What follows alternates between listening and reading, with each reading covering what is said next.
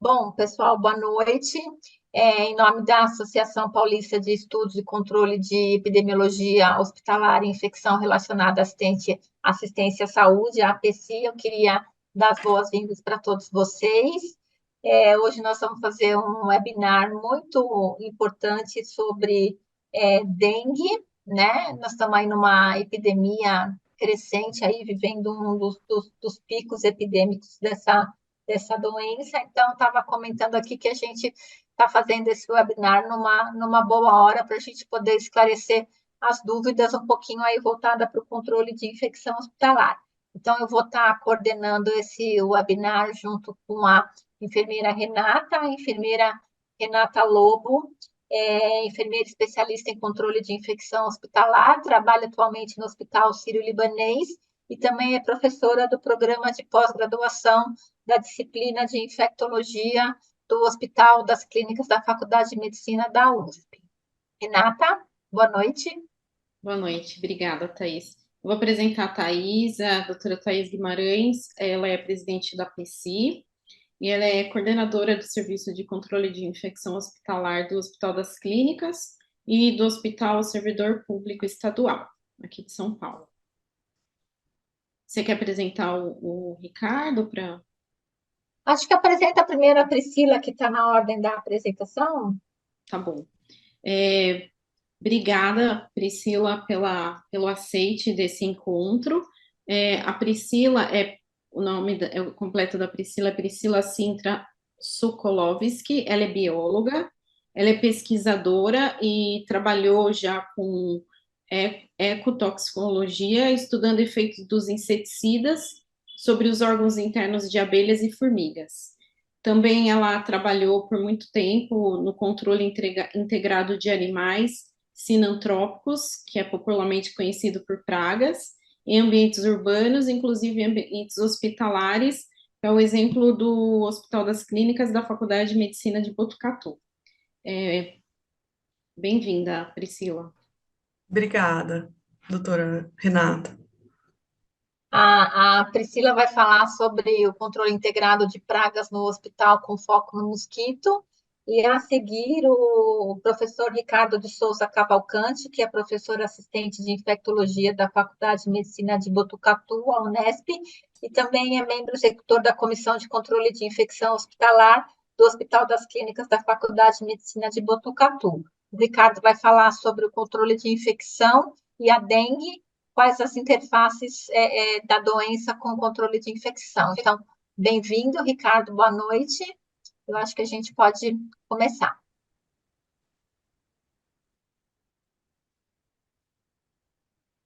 Então eu começo? Isso, Priscila, vamos lá, pode compartilhar. Tá, joia. Depois a gente vai abrir para os debates. O pessoal que está aí participando pode enviar as perguntas pelo chat.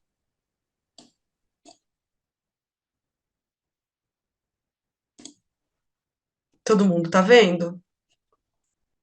Sim. Aqui tem que minimizar esse quadradinho?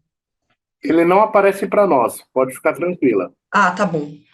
Então pode começar? Pode. Bom, primeiramente eu gostaria de agradecer ao Dr. Ricardo. Eu tive a oportunidade de trabalhar com ele no Hospital das Clínicas da Unesp de Botucatu por muitos anos aí, e sempre uma parceria muito importante, né? E uma pessoa que sempre demonstrou bastante interesse nessa área de pragas, né? Que é a área com a qual eu trabalho, né? E nesse momento crítico em que vivemos hoje no Brasil, é impossível a gente falar de dengue sem falar do seu vetor principal e único, que é o mosquito Aedes aegypti, né? Então, agradeço a oportunidade e permaneço à disposição. Acho que as perguntas vão ser abertas no final, né? Então, eu preparei essa não palestra, né, uma apresentação para falar sobre o mosquito, né? E é quase impossível a gente falar sobre o mosquito da dengue, sobre a gente falar, sem falar um pouco sobre a sua biologia, né? Então, já lá em 1908, no antigo Instituto Soroterápico Federal, que é atual Oswaldo Cruz, eu trouxe essa foto do pesquisador Antônio Gonçalves, que já estudava as primeiras características do mosquito. E até hoje os seus estudos são fontes aí, os seus dados, né, são fontes para os novos pesquisadores, porque se a gente não conhece como o mosquito se reproduz, quais as suas preferências, os seus hábitos de vida, a sua biologia, é impossível a gente pensar no controle realmente da espécie, né? Ele já apresenta no século passado aí já retrasado, né, essa relação do mosquito com a temperatura e com a densidade populacional. Então, já naquela época ele observava que nos bairros onde você tinha maior concentração de pessoas, você tinha uma maior encontro, né, desses insetos e tinha maior número de casos também, né? Esses estudos eram feitos no Rio de Janeiro, né? E também já se observava que em temperaturas menores do que 20 graus ocorria aí a interferência na reprodução e a redução na reprodução do mosquito. Então, são dados que são trazidos aí hoje exaustivamente, né, pelos meios de comunicação, mas que mesmo assim são importantes de serem reforçados, porque quanto mais a gente conhece sobre a biologia do animal, mais fácil a gente pensar no seu controle, né? Aí na década de 20, ele foi considerado erradicado do Brasil por até pouco mais de 30 anos, mas de uma maneira geral, sempre esteve presente em várias epidemias aqui no nosso país, né? Descer aqui. Então, começando pelo começo, a primeira fase aí de vida do mosquito Aedes aegypti é realmente a postura dos ovos, que se dá nesse primeiro dia. Como todos sabemos, ele tem essa fase aquática, então ele vai buscar recipientes que contenham água ou que possibilitem em algum momento esse acúmulo de água, fazendo essa oviposição diretamente na água ou nas paredes desses recipientes, né? Já no segundo dia, a gente tem o nascimento das primeiras larvas, que são bem pequenas, bem difíceis de observar, tá? Até nesse momento é bem comum uma pessoa não conseguir observar, porque são 4 estágios larvais, né? A L1, L2, L3 e L4. Então, as larvas do estágio L1, elas são bem pequenininhas, são observadas logo após a eclosão dos ovos. Já no terceiro dia, do terceiro ao quinto dia, as larvas começam a se alimentar daquele material orgânico que está presente na água e observa-se essa multiplicação das larvas ali na água, né? Inicialmente tinha essa ideia de que o mosquito só se reproduzia em água limpa, e depois, com o tempo, percebe-se também essas adaptações, e hoje nós observamos quaisquer corpos d'água de diversos tamanhos e diversos graus aí de limpeza, e mesmo assim a gente consegue observar a larva do mosquito. Aí do terceiro ao quinto dia, essas larvas se modificam, e no sexto dia, a água já fica parada e apresenta as pulpas. As pulpas são estágios intermediários na metamorfose do mosquito. No estágio de pulpa, ele não se alimenta mais e ela permanece parada na superfície da água, e é o estágio imediatamente anterior ao estágio adulto, que vai se dar aí do sétimo ao 10º dia, né? Que é quando ocorre aí a metamorfose e a pulpa se transforma no inseto adulto e faz essa transição da fase aérea para a fase, da fase aquática para a fase aérea. Então, o mosquito, ele tem essa dependência da água para se multiplicar. E é com base nisso que muito do controle da espécie é realizado. Aqui a gente tem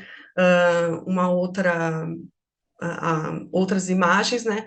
Então, mostra desde o ovo, né? Que é super resistente. Então, estudos mostram aí que ele pode ficar de 350 até 500 dias em ambientes secos. Então, o que demonstra que ele consegue atravessar todo o inverno.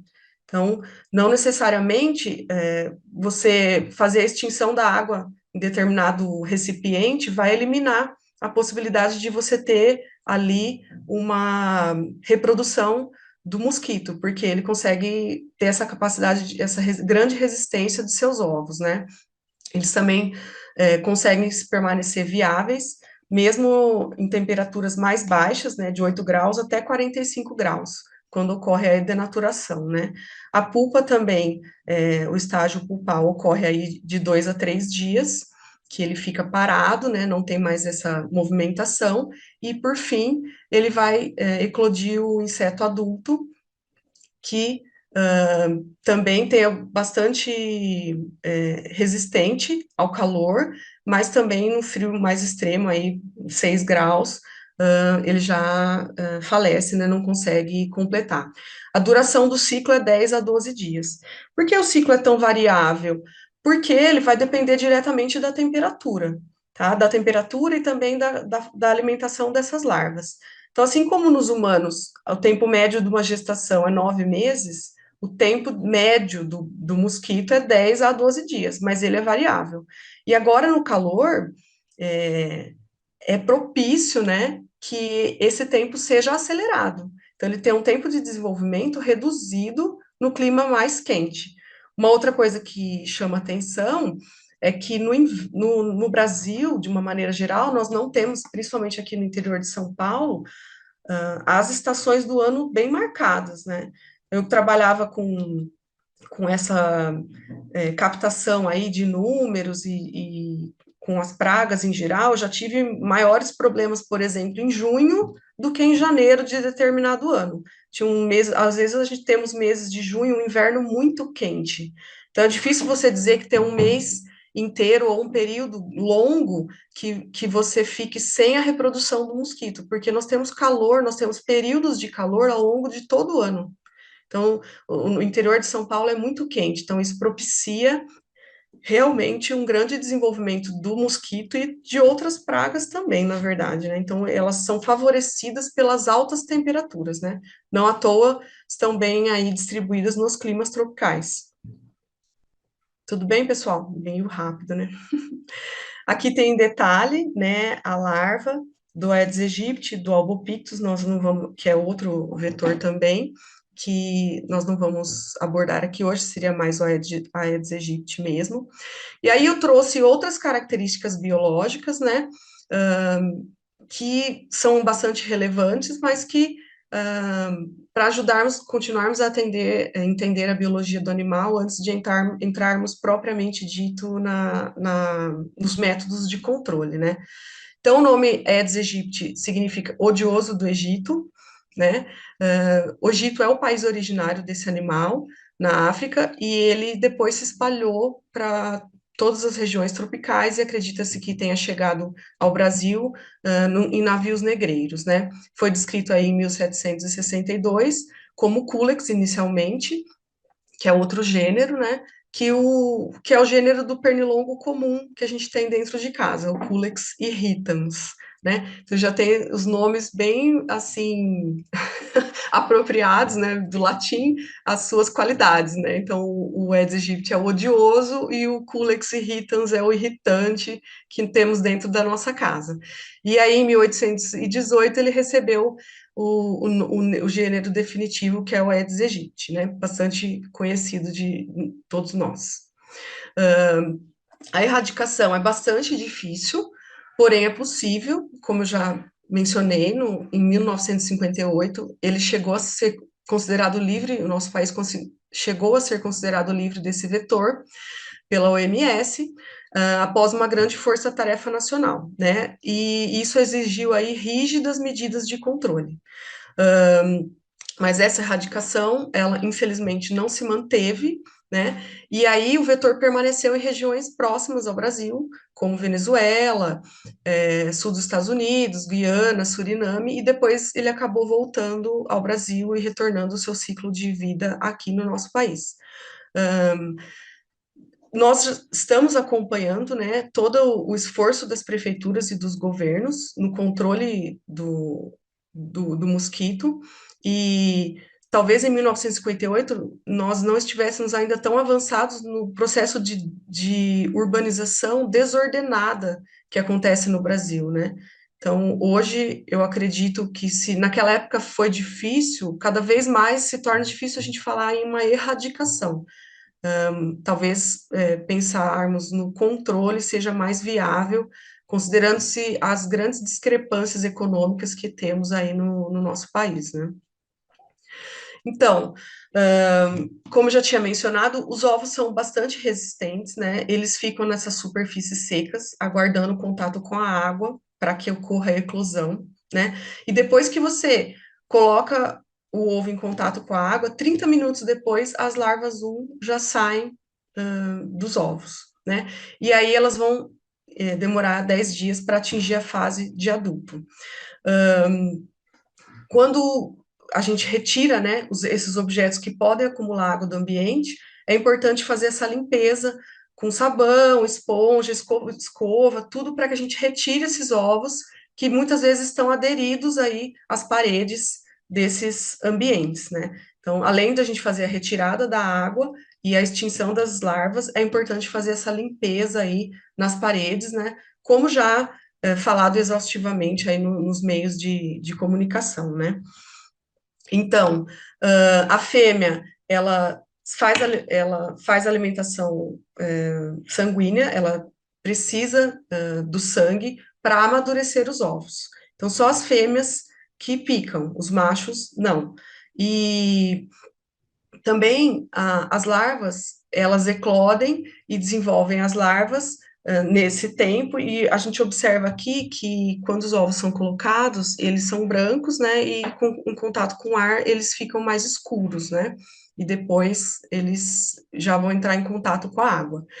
Então, como eu já mencionei também, o mosquito não desaparece nos meses mais frios, ele se prolifera com mais facilidade, né, nos períodos mais quentes, mas nos meses mais frios ele continua também se reproduzindo em menor quantidade, mas também se reproduz. Isso nos mostra que os métodos de controle deveriam ser contínuos, e na verdade o controle é muito enfatizado quando se tem a epidemia, e não de forma constante como deveria ser. O mosquito fêmea que causa doença, né? Elas produzem os ovos e para isso elas precisam de sangue humano. Elas são as responsáveis pela perpetuação, né? E elas conseguem colocar cerca de 450 ovos e picam diferentes pessoas.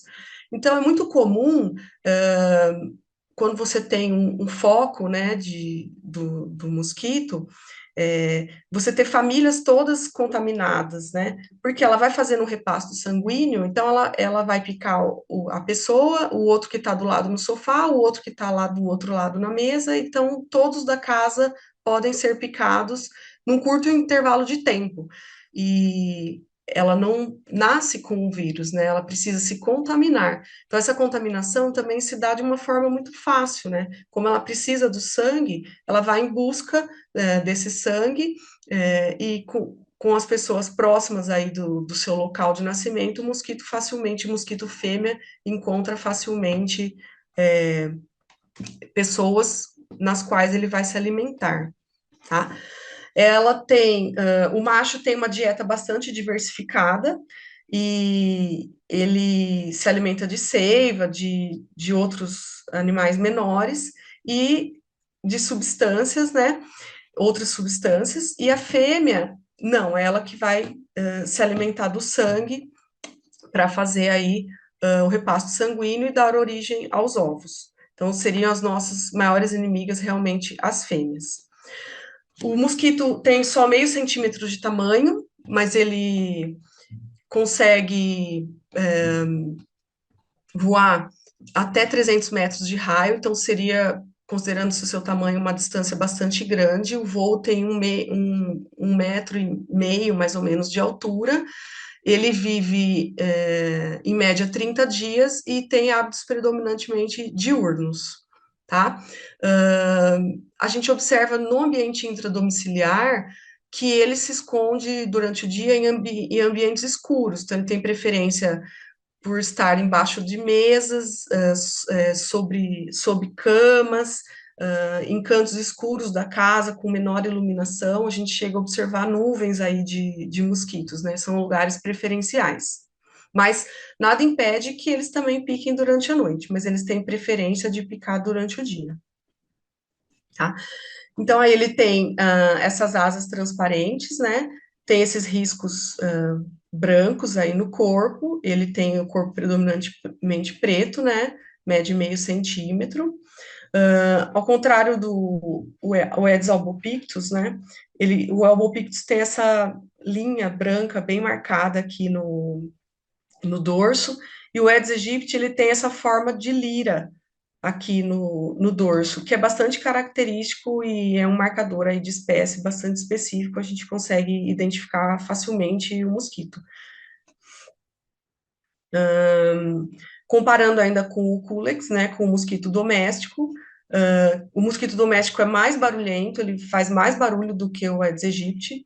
O Aedes aegypti, ele tem uma capacidade de morder sem provocar tanta irritação, então a mordida coça menos e ela é bem menos perceptível do que a do pernilongo normal, e ele é mais silencioso, né? E também tem essa característica de colocar os seus ovos em lugares diferentes. Então, com isso, ele consegue ter uma reprodução, melhorar a sua reprodução, porque ele minimiza a perda de ovos, né? Então, ele consegue espalhar esses ovos de forma que ele consiga fazer essa postura mais eficiente, né? Espalhando aí a sua prole. Bom, os adultos não apresentam grande dispersão, em torno de 100 metros, então também é mais uma informação que é bastante trazida aí pelos meios de informação. Então, muitas vezes, o mosquito que contaminou as pessoas, ele nasceu próximo àquela casa, aquele domicílio, a maioria das contaminações se dão no ambiente domiciliar. Os machos permanecem próximos, porque eles precisam fazer o acasalamento com as fêmeas, né? Então, são dioicos, aí a gente observa machos e fêmeas. Eles alimentam-se de néctar ou seiva, né? E as fêmeas precisam do sangue para fazer o repasto sanguíneo e para amadurecimento dos ovos. Então, por isso que a gente tem toda essa dinâmica aí. Bom, como também já dito várias vezes, né? 10 minutos semanais são suficientes para prevenção. É o tempo médio que as casas são verificadas. E todo e qualquer recipiente que a gente observa aqui na foto, eles são passíveis de acúmulo de água e, portanto, são passíveis de encontro de larvas, tá? Então, tem os criadouros artificiais, são todos esses. Alguns criadouros artificiais podem ser eliminados e outros são mais difíceis. Então, nós temos aí, por exemplo, falhas em lajes, calhas. Eu falo que às vezes você tirar uma garrafa, você tirar um copo, é possível, mas como você vai fazer uma reforma na casa? E esse trabalho dos agentes é muito importante na detecção desses pontos, mas não necessariamente promove a eliminação de todos esses criadouros. Isso é uma tarefa muito difícil, uma vez também que com o regime de chuvas, rapidamente a água pode voltar a ficar disponível ali naqueles ambientes, né? Além dos criadouros artificiais, que são os produzidos pelos seres humanos, tem os naturais, que também preservam, então, cascas de árvore, vegetação, todo tipo de local que possa acumular água. Se a gente pensar em termos de mosquito, qualquer garrafinha, tampinha da garrafinha, se for uma quantidade muito pequena de água, já é água suficiente para ele, né? Então a gente pensa, às vezes, numa piscina, um ambiente grande aí, que tem muita água, mas uma pequena quantidade de água, aquele cantinho que ficou ali parado, deu 7 dias, se tiver calor, você pode ter o nascimento do mosquito. Então, isso dificulta muito, né, o controle do mosquito. De uma maneira geral, ele é encontrado em toda essa latitude, então observe que é um problema tipicamente de áreas tropicais e subtropicais. Então, não à toa, agora que temos mais aí acesso às vacinas, né? Felizmente, temos já a vacina contra a dengue, acho que é um grande caminho aí para para contenção desse ciclo de contaminação, porque o mosquito não nasce contaminado, ele vai se contaminar a partir do momento que ele vai fazer o primeiro repasto sanguíneo, que a fêmea vai buscar o sangue para maturar os ovos. Então, ele não nasce com o vírus. Só que observa-se que realmente toda essa faixa de calor, aí, uma área bastante quente aí do globo, que é onde a gente vai encontrar a maior proliferação do mosquito e, consequentemente, o maior número de casos, né? Então, a pluviosidade é outro fator extremamente importante que vai condicionar aí, é condicionada pela chuva, pela temperatura e pela altitude. Então, é muito mais fácil no verão, claro, nas épocas de seca tem uma grande redução, mas observa-se que a reprodução se dá ao longo de todo o ano. Em cidades mais altas, a gente tem uma menor ocorrência do Aedes aegypti, assim como em cidades mais frias também. Além da dengue, o Aedes aegypti também transmite a chikungunya e o Zika vírus, são as 3 doenças que são transmitidas por esse vetor. E aí, entrando propriamente dito no controle da dengue, tem vários deles que nós vamos trazer aqui hoje, né? O controle mecânico, o mais simples, digamos assim, o mais direto, que são essas práticas capazes de eliminar o vetor e principalmente os criadouros.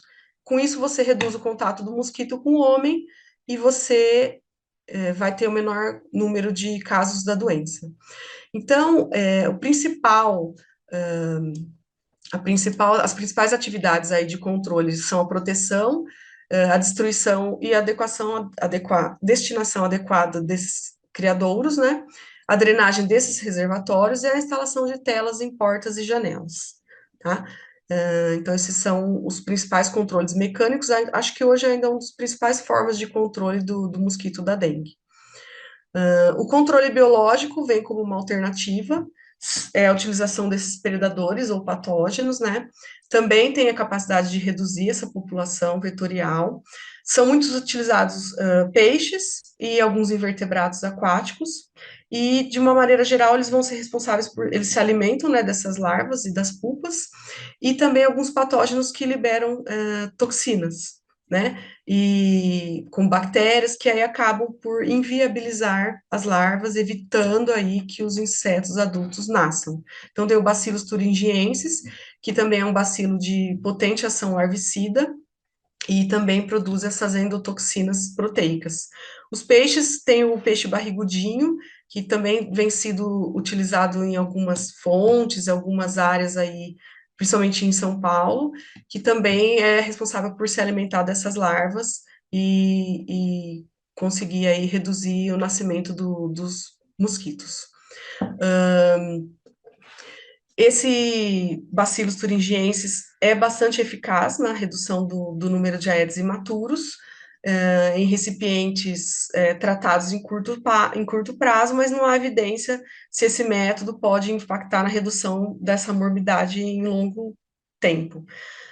Todos os métodos de controle que vão incluir desde os larvicidas e o controle biológico, de uma maneira geral, quando você faz os testes em laboratório, você extrapola para os testes de campo, quando você vai fazer isso na cidade, ou você vai fazer isso no bairro, você tem aí uma modificação, principalmente da concentração mesmo, né? Então, você vai ter aí uma quantidade de bacilos que vai ter um efeito larvicida, mas se você tem uma quantidade de larvas muito superior, você não tem como medir isso no campo, então isso fica muito mais difícil.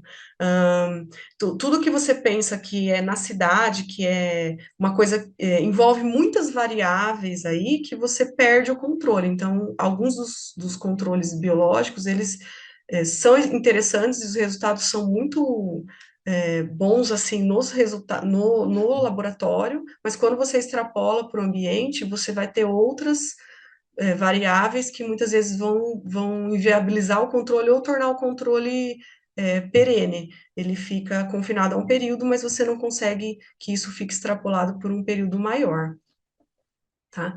O controle químico, além do mecânico, é um controle muito utilizado.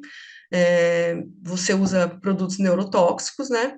Ou análogos de hormônio juvenil, ou inibidores de síntese de quitina, e você busca matar larvas e insetos adultos. Então, os larvicidas vão ser destinados aos corpos da água e também tem essa questão da concentração, que às vezes você coloca depois, com a própria ressecamento daquele corpo da água, determinado período, ou com grande quantidade de chuvas, você pode ter ou uma perda, até também por degradação por conta da exposição solar, ou você pode ter também uma chuva muito grande e você vai reduzir muito a concentração daquele larvicida, e com isso você não consegue ter o resultado esperado. Já os outros inseticidas, que são o famoso fumacê, né, que a gente vê por aí, eles são voltados às populações de mosquitos adultos, né, são os adulticidas. Então, é uma aspersão aeroespacial em ultra baixo volume. O Programa Nacional de Controle de Dengue, ele vem ao longo do tempo, já observando também que pode ocorrer a indução de resistência em algumas populações de Aedes aegypti. E outro fator limitante nesse tipo de controle é que os pernilongos adultos, eles ficam nesse ambiente intradomiciliar. E quando passa o fumacê na rua, ele vai pegar exatamente os mosquitos que estão em voo, né? Embora ele seja um mosquito predominantemente diurno, se ele está lá embaixo da mesa, se ele está escondido dentro do quarto, escuro, ali naquele canto da casa, não necessariamente aquele fumacê vai atingir esse mosquito adulto. Por isso, é uma medida que não tem um resultado tão eficiente, e, por outro lado, como eu sempre digo para os meus alunos, inseticida não é shampoo, né? E aí as pessoas acham que inseticida mata inseto, tá? Só que os inseticidas, principalmente o mais utilizado no Brasil, que é o Malathion, é um organofosforado, e ele é neurotóxico, né? Então as pessoas têm que ser advertidas dos efeitos deletérios desses inseticidas. Então, as pessoas têm efeitos, né? Tem dor de cabeça, tem alguns efeitos que nada mais são do que resultados de uma contaminação por inseticida. Deltametrina, cipermetrina, que são piretroides, também são inseticidas, mas são alternativas a esses inseticidas que são os organofosforados, né? Que são muito mais antigos, inclusive em alguns países já não são utilizados, tá? Essas aplicações do Malathion podem causar dificuldade de respiração, sensação de peso no peito, vômitos, diarreia, visão embaçada, e também é apontado pela Agência Internacional de Pesquisa em Câncer como produtos provavelmente cancerígenos, mas é muito comercializado ainda no Brasil. Você vê 15,7 mil toneladas só em 2020. O Brasil é um grande consumidor de inseticidas, tanto para a área rural, tanto quanto para a área urbana, e ele é um inseticida de fácil acesso, né? Então, qualquer pessoa aí consegue comprar por menos de R$ 10. Outras abordagens no controle do Aedes aegypti são essas relacionadas a aplicação de conceitos e práticas que vão desde a educação social e também o cuidado com o meio ambiente. Então, nessa abordagem, que a gente chama eco-biosocial, a gente tem a transdisciplinaridade. Então, ela busca uma visão mais inclusiva desses problemas de saúde, relacionando com o ecossistema, tem uma participação dos interessados, então ela envolve diversos parceiros, incluindo a comunidade, e tem a questão da equidade, então ela vai buscar aí diversos grupos no envolvimento de ação no combate da dengue. Então, a gente tem aqui um diagrama, que eu não vou me aprofundar agora, nem sei como está meu tempo aí, mas que mostra que a gente consegue, através do monitoramento e da orientação e das parcerias com as comunidades e tudo, e divulgação desses resultados, e tendo um pacote aí bem específico de intervenções, a gente consegue ter bons resultados aí no enfrentamento do mosquito e na redução dos casos de dengue, que é o principal, né?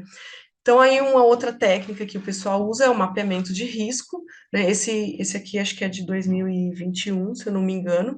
Então, ele muda conforme o verão, não é todo verão, que você vai ter os mesmos dados. Então, é um mapeamento que é feito de forma constante. O Ministério da Saúde traz muitos dados também, é uma estratégia promissora, porque você vai avaliar e identificar essas áreas de risco, né? Então, ele vai também, pode relacionar esses dados espaciais com esses dados da vigilância entomológica, né?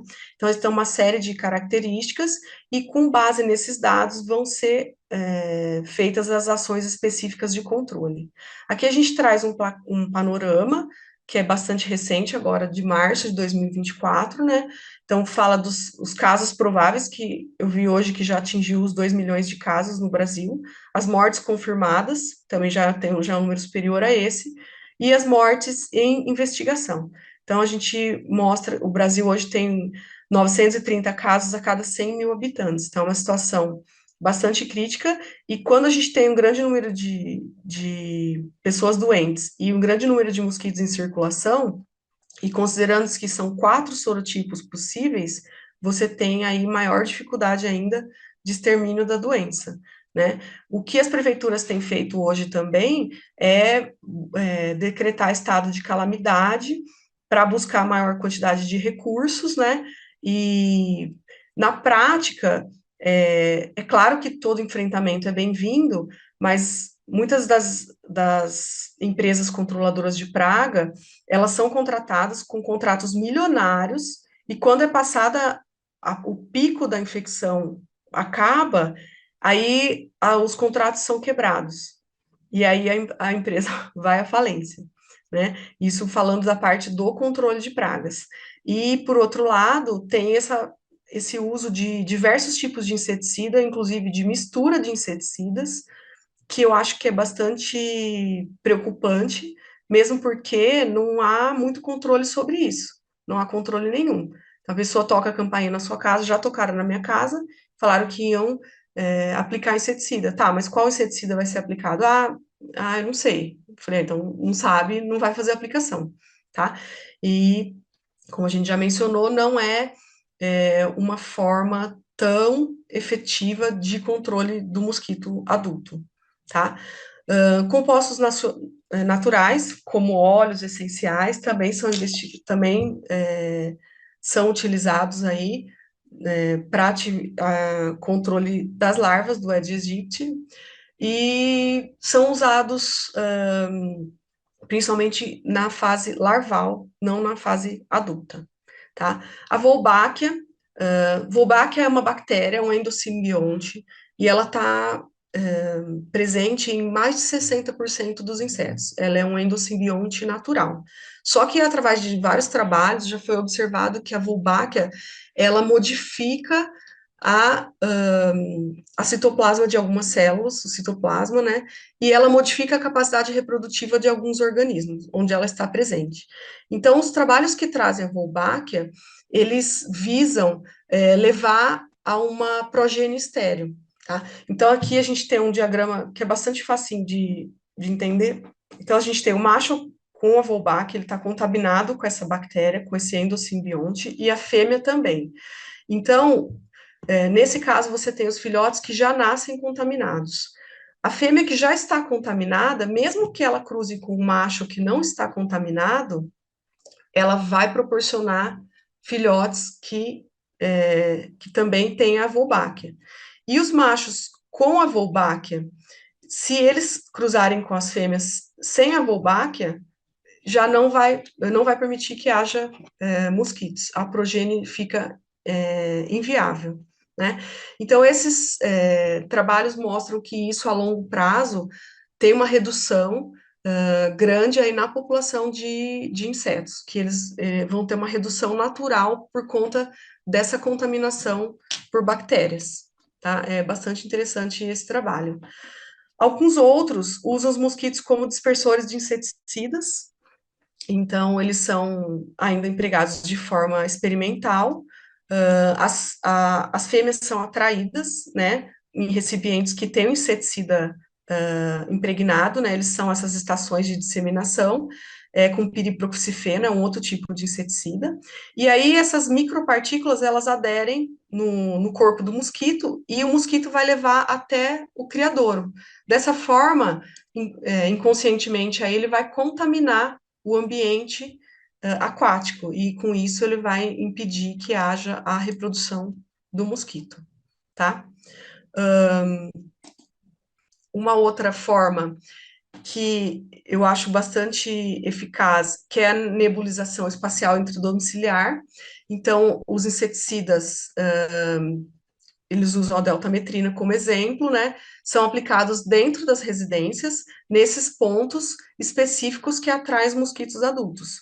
Então, para a questão do mosquito adulto em si, ele é bastante efetivo, porque é aquele mosquito que está embaixo da mesa, que está atrás do móvel, que está dentro do armário, que está no ambiente escuro da casa. Ele tem um efeito imediato bastante efetivo e naquele ambiente se faz bastante eficaz, né? Mas teria que ser também feito de tempos em tempos, porque não adianta você retirar o mosquito que está dentro da sua casa, um mosquito adulto, se no seu vizinho tem um grande criadouro que estão nascendo novos mosquitos aí a todo momento. Então, você não consegue ter um resultado efetivo dessa forma, né? Tem que ter uma visão mais global, né, do problema. Dispositivos com inseticidas também são bastante utilizados, eles têm essa liberação lenta, né? E também conferem efeito por até 20 dias. Esses que são colocados na tomada, eles são bastante efetivos, inclusive para ambiente hospitalar, não há nenhum trabalho registrado que mostre qualquer reação alérgica ou uma reação inesperada de pessoas que fizeram uso de inseticidas repelentes que são colocados na tomada. Esses inseticidas são mais repelentes do que inseticidas, na verdade, porque eles não eliminam, mas eles espantam, né? Eles repelem o pernilongo adulto. Se utilizados a pelo menos 2 metros do ponto de liberação do produto da cabeça do paciente, eles podem ser utilizados no ambiente hospitalar, tá? Uma outra coisa que também é bastante interessante, dependendo aí do ambiente a ser considerado, é a questão dos inseticidas tópicos, né? Que aí no ambiente hospitalar, não necessariamente para os acamados, é mais difícil, mas dentro de casa, nós mesmo como pessoas que estão se protegendo do mosquito, é bastante efetivo o uso dos repelentes tópicos, né? Tem esse outro método de controle, que é a esterilização de insetos por irradiação. Então, os insetos machos também são tratados com dose mínima de raio-x ou raios gama, e aí isso promove uma alteração cromossômica, né? Então, você vai modificar o DNA desse animal, e com isso você vai provocar a esterilização de machos. Com isso, você não consegue ter reprodução. Então, isso vai na verdade, na mesma teoria aí, digamos, da utilização da Wolbachia, né? Você ter uma redução da população de insetos adultos, mas é uma técnica mais de difícil implementação.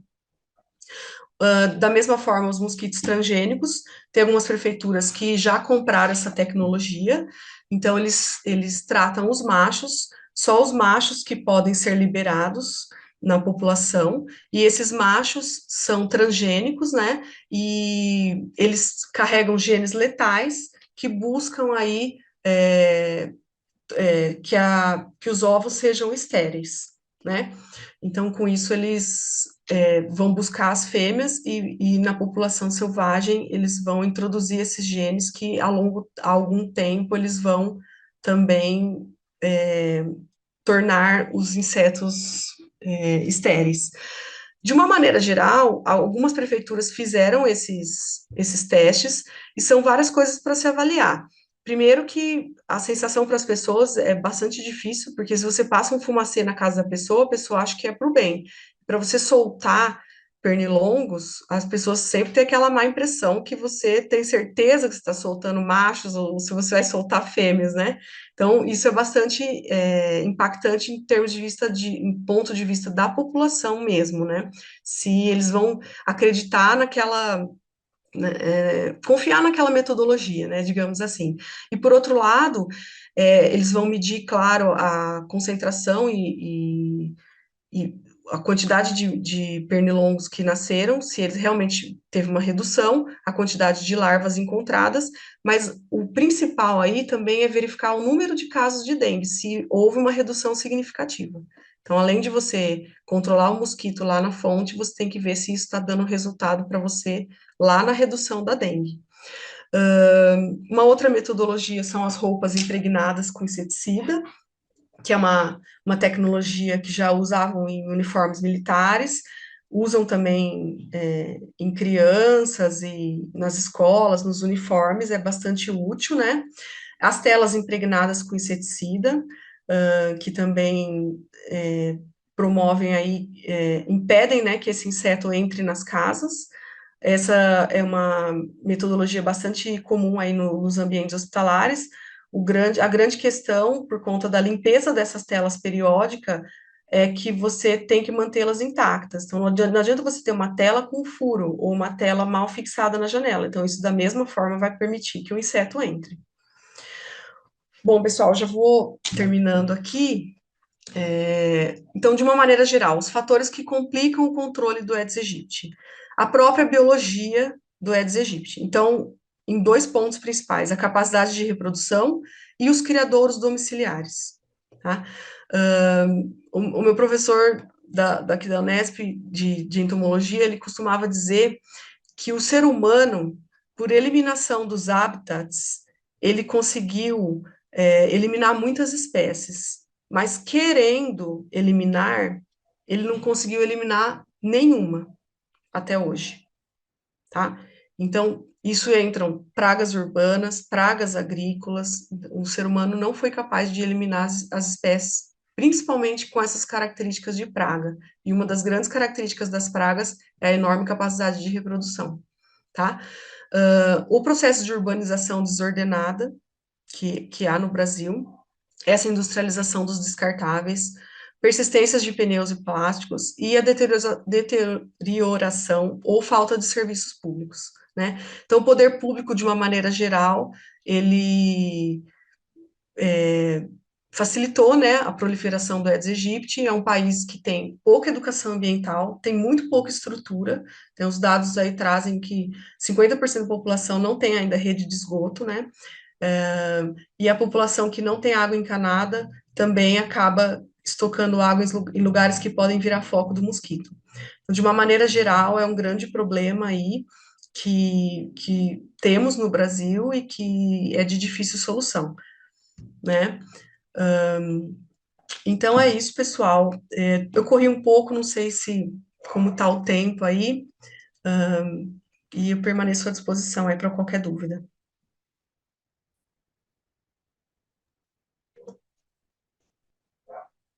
Obrigada, Priscila, excelente apresentação. Vamos fazer a apresentação do Ricardo, então depois a gente abre para as perguntas. Sim. Você pode Posso compartilhar? já compartilhar aqui, Thaís? Pode ir lá, Ricardo. Tá ótimo.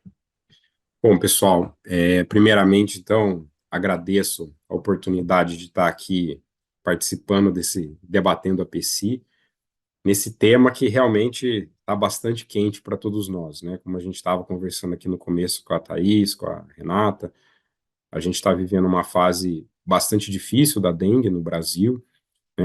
Tem locais em que a situação é bastante crítica, e é bastante importante que a gente faça esse momento aqui de reflexão. E eu trago aqui para vocês, na verdade, né, reflexões mesmo, reflexões daquilo que a gente tem que pensar como controladores de infecção, qual é o nosso papel diante dessa epidemia de dengue que a gente está vivendo hoje. Eu não tenho nenhum conflito de interesse em relação a esse tema, e aqui segue um sumário breve do que a gente vai conversar. Então, a gente vai falar um pouquinho sobre o impacto das epidemias de comunidade sobre as IRAs, até porque alguém pode se perguntar, né, por que a gente está falando de dengue, né, num evento que é de controle de infecção relacionada à assistência à saúde? Qual que é essa relação? Vamos falar um pouquinho da situação epidemiológica da dengue no Brasil, fatores associados ao aumento de IRAs, a transmissão intra-hospitalar da dengue e as ações que a CCIH pode ter no momento de epidemia de dengue. Então, a primeira pergunta que a gente tem que tentar responder, né, é o que uma epidemia como a dengue, que afeta a comunidade principalmente, ela vai causar em relação às IRAs, né? Como que ela vai impactar sobre as infecções relacionadas à assistência à saúde?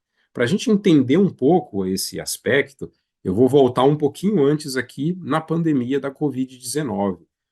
A Covid, ela permitiu, né, a gente entender uma série de fenômenos, né, e acho que é importante que a gente traga essas lições da Covid para agora, né, para aquilo que a gente está vivendo agora com a dengue. Então eu começo aqui com esse editorial do ISHE, em que esses autores eles justamente trazem esse debate, né? O que uma epidemia que está acometendo a comunidade, né, que ela é prioritariamente comunitária, embora ela possa depois acontecer no hospital, mas ela vem da comunidade, como é que isso vai afetar as infecções associadas à assistência à saúde? Então, eles discutem isso de uma maneira bastante interessante, colocando, né, um efeito dicotômico que a gente pode encontrar. Isso foi visto muito durante a Covid. Esse efeito dicotômico, ele na Covid apareceu inicialmente porque a gente imaginou assim, a gente está diante de uma infecção que a gente tem transmissão respiratória, a gente pode ter transmissão de contato, então isso provavelmente vai fazer com que muitas pessoas, por exemplo, que são, né, muitos dos profissionais que trabalham com a Covid, eles tenham muito mais cuidado para poder manejar os pacientes. Então, a gente vai conseguir intensificar as medidas de precaução, vamos melhorar a adesão da higienização das mãos. No começo da pandemia se pensava muito isso, né? Até porque muita gente estava preocupada, com medo de adquirir a Covid, né? E realmente esse efeito foi visto em alguns hospitais. A gente tem hospitais que conseguiram aproveitar essa oportunidade e melhorar suas taxas de IRAs, melhorar suas taxas de transmissão de multiresistente. Mas essa não é a realidade da maioria dos hospitais no mundo. A maioria dos hospitais teve um efeito contrário, que foi a perda de controle de IRAs. Uma perda que foi dada por uma sobrecarga de trabalho, uma quantidade enorme de pacientes chegando, né, um understaffing, ou seja, a gente não conseguiu suprir a demanda de pacientes que precisavam ser atendidos, né, com a contratação de profissionais de saúde que pudessem atender isso. Muitos hospitais sofreram dificuldade de acesso aos EPIs, então faltava luva, faltava avental, faltava máscara, e isso obviamente impactou num aumento de IRAs nesse período. Houve uma sobrecarga em relação à questão de vigilância epidemiológica, porque, como a gente estava conversando aqui no começo, né, com a Renata, né, muitos hospitais, no Brasil essa é uma realidade, a CCIH é responsável pela vigilância epidemiológica de uma infecção que está vindo da comunidade. E, obviamente, isso gera sobrecarga de trabalho. Então, você acaba desviando a sua atenção em relação às IRAs que é responsabilidade da CCH. Assim como a gente teve desvio de função propriamente dito das CCHs. Então, muitos hospitais, a gente fala que houve um verdadeiro desmanche da CCH. Por quê?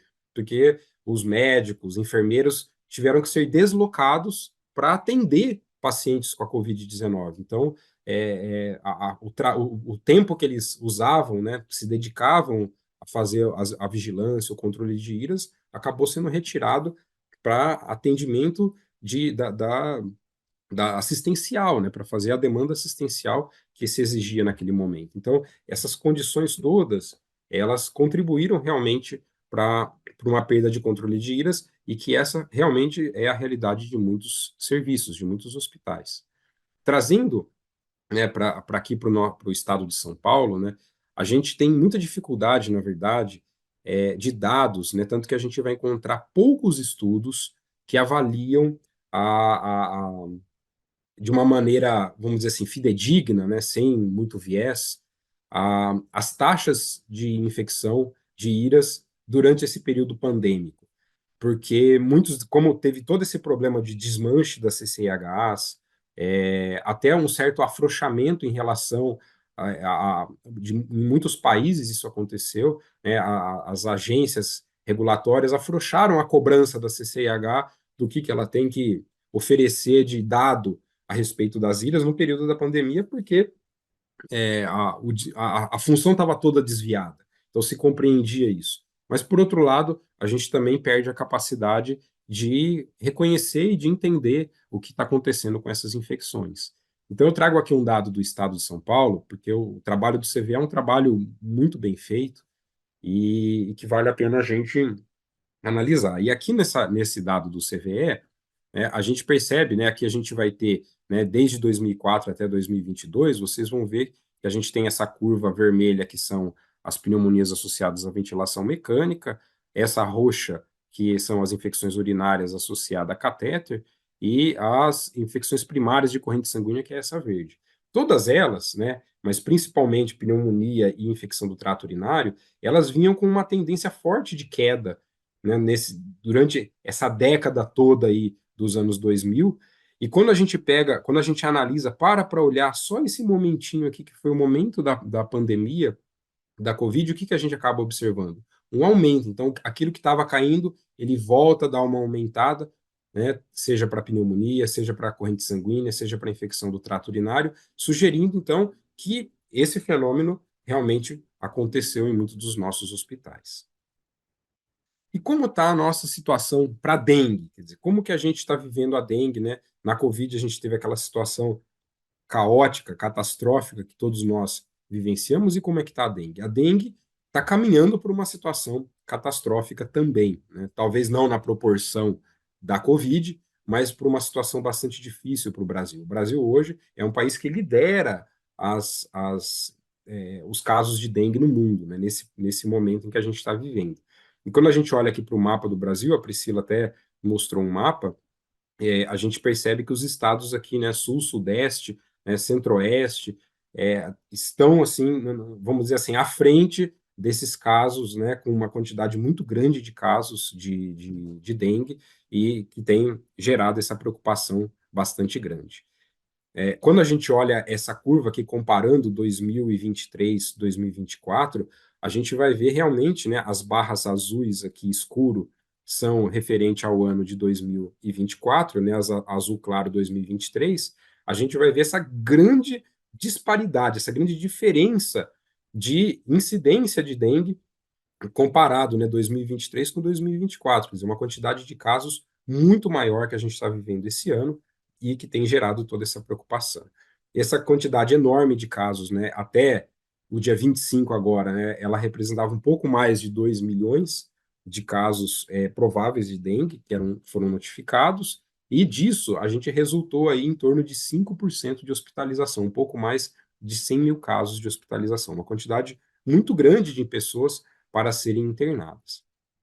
E aí a gente começa a ver essas notícias aparecerem na imprensa, né? A superlotação nas unidades de pronto atendimento, hospitais tanto públicos quanto privados que começam a colapsar. Esse daqui são notícias do Distrito Federal, que certamente é o local hoje no Brasil, né, com a situação mais crítica de dengue que a gente está vivendo. A gente vê leitos de UTIs sendo abarrotados, preenchidos. Então, essa é uma notícia que traz aqui, né, a preocupação por uma taxa de ocupação que passa 97% de leitos de UTI. Então, também um outro problema que vai se agravar durante a pandemia. E, trazendo aqui mais perto de onde a gente está, né, São Paulo também vive essas mesmas dificuldades. Então, a gente vê a superlotação também em hospitais privados, a gente vê, né, pronto atendimentos e hospitais da capital e também do interior passando por essas mesmas dificuldades, ou seja, a superlotação e uma dificuldade grande de manejar esses indivíduos dentro do serviço hospitalar. São conhecidos diversos fatores, né, que interferem na incidência das IRAs dentro dos hospitais. Então, a gente sabe que o uso de antimicrobiano está associado a isso, procedimento invasivo, uso de dispositivo invasivo também, condições de base do paciente, paciente crítico, pacientes submetidos à imunossupressão, medidas, né, a adesão às medidas de higienização da mão, as precauções e a própria estrutura física do hospital. Porém, quando a gente está diante, né, dessas situações de superlotação, a gente sempre se pergunta, será que a gente tem um risco de aumentar IRAS de uma maneira muito significativa diante de uma superlotação.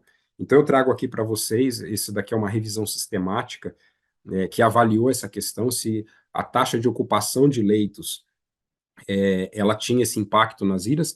Lembrando que, assim, né, esse é uma revisão que foi publicada em 2012, e eles não avaliaram nenhum momento de epidemia, nada, ou seja, eram situações corriqueiras, mas simplesmente quando você tem, né, momentos de ocupação maior. Tanto que a média, né, das altas taxas de ocupação nesses trabalhos que foram avaliados nessa revisão eram em torno de 80%. Então, a gente vê que ainda distantes de você ter um hospital completamente abarrotado, como a gente pode viver no período da dengue. Então, eles incluíram aqui 12 estudos nessa revisão. Não foi possível fazer uma meta-análise, porque esses estudos eles são muito heterogêneos. Então, eles fizeram apenas uma análise descritiva nessa revisão, dos quais, né, a grande maioria aqui estudou pacientes com infecção por MRSA. Então, tentando avaliar se as infecções por MRSA aumentavam de acordo com a ocupação dos leitos. E chama a atenção que desses 12 estudos, 9 deles identificaram uma forte e significativa relação entre a superlotação do hospital e a maior taxa de IRAS, principalmente pelo MRSA. Chamando atenção, então, para nós que, né, a gente tem base de evidência para entender que a superlotação vai levar a esse problema. Um dos grandes problemas que se associa à questão da superlotação é o understaffing, né? Você encher muito o hospital, não ter profissionais da saúde suficientes para atender aquela população, e aí você começa a gerar sobrecarga de trabalho, você começa a gerar dificuldade desses profissionais em aderir medidas como, por exemplo, higienização das mãos, aderir à precaução de contato, e aí a transmissão de multiresistentes e as IRAS começam a aumentar significativamente. Não só no ambiente hospitalar, mas também na unidade de emergência, né, no pronto-socorro, isso também pode ser um problema bastante grave. E aí eu trago aqui para vocês, né, esses dois trabalhos do Matias Salomão, que foram feitos no HC em São Paulo, que já chama bastante atenção para a gente, né, do grande risco de transmissão que a gente tem de multiresistente nos nossos pronto-socorros. Aqui, né, ele né, em dois momentos que ele avaliou, então você tem um trabalho de 2017 e outro de 2023, que encontrou, né, em 2017 ele tinha identificado 18% de aquisição de enterobactéria resistente a carbapenêmico no pronto-socorro, e no de 2023 foi 4,5%, né? Lembrando que nesse trabalho de 2023, né, ele encontrou como um fator de risco para a aquisição de CRE uma permanência acima de 2 dias dentro da unidade de emergência, né?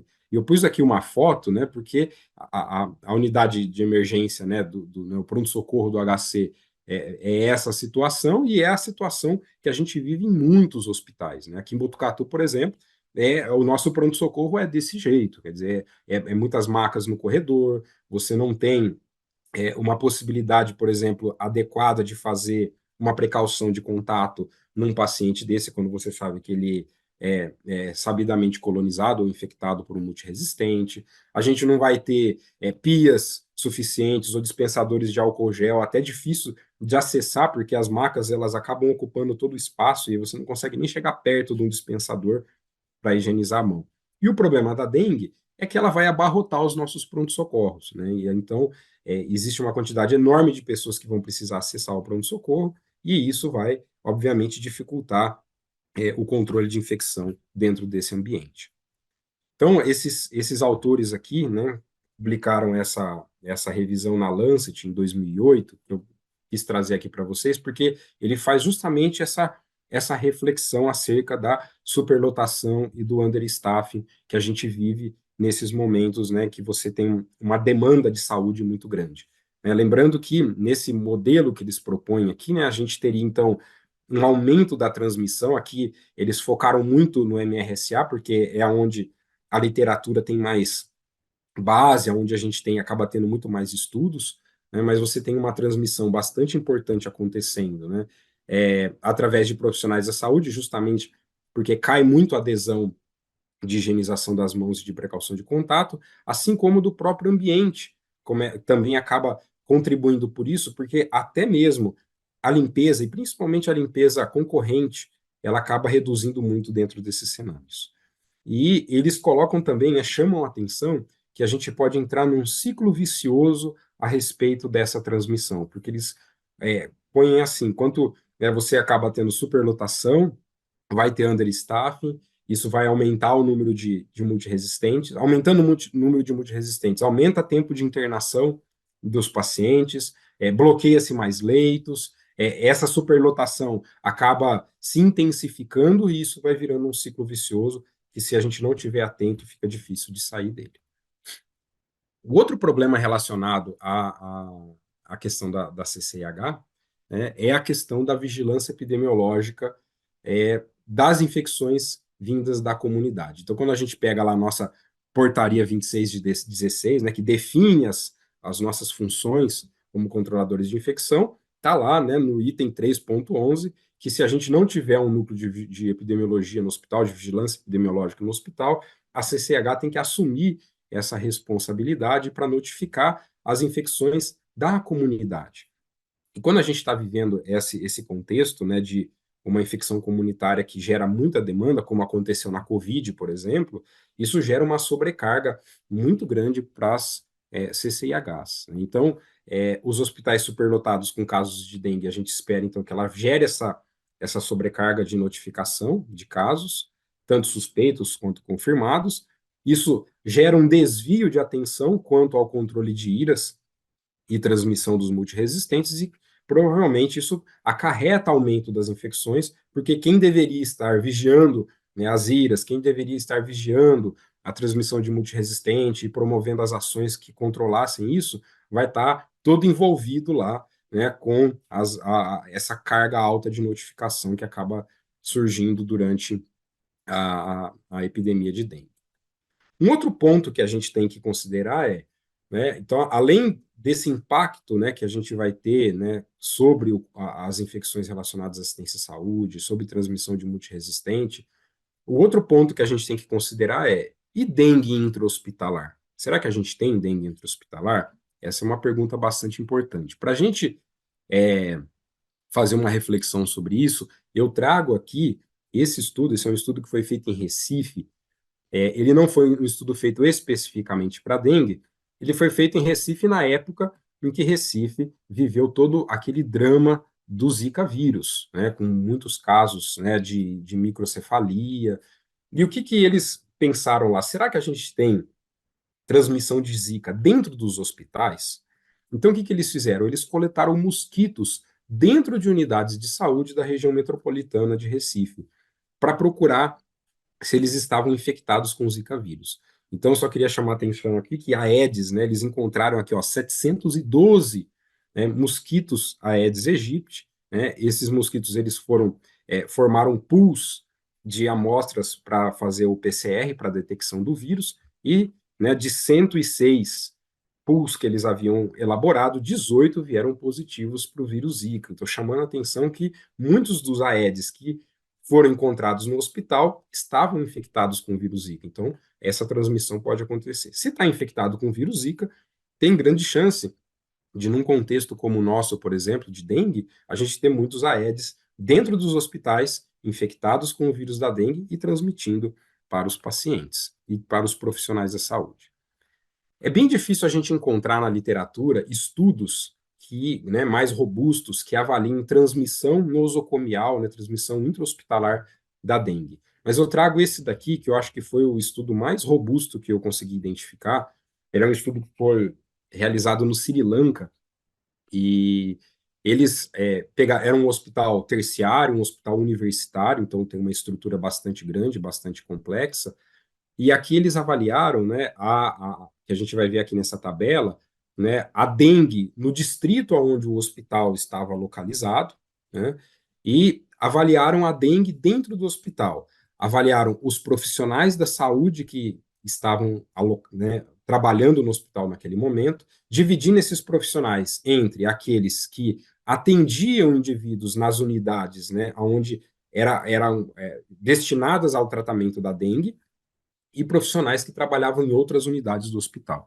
E o que chama muita atenção, gente, que eu queria mostrar aqui para vocês? Vejam só, Na população geral, ou seja, na população, quem está na comunidade, né, a incidência de dengue, né, nesse distrito, no mesmo período, foi um período de 24 semanas, eles tiveram uma incidência de 151 casos para 100 mil habitantes. Quando a gente olha o profissional da saúde que está trabalhando na unidade de dengue, essa incidência sai de 151 para 3.373, indicando uma altíssima incidência de dengue em profissionais da saúde que estão trabalhando ali. Quando olha para profissionais de outra unidade, ele é um pouco menor, mas ainda assim muito alto, olha, 2.291. O que aconteceu nesse período?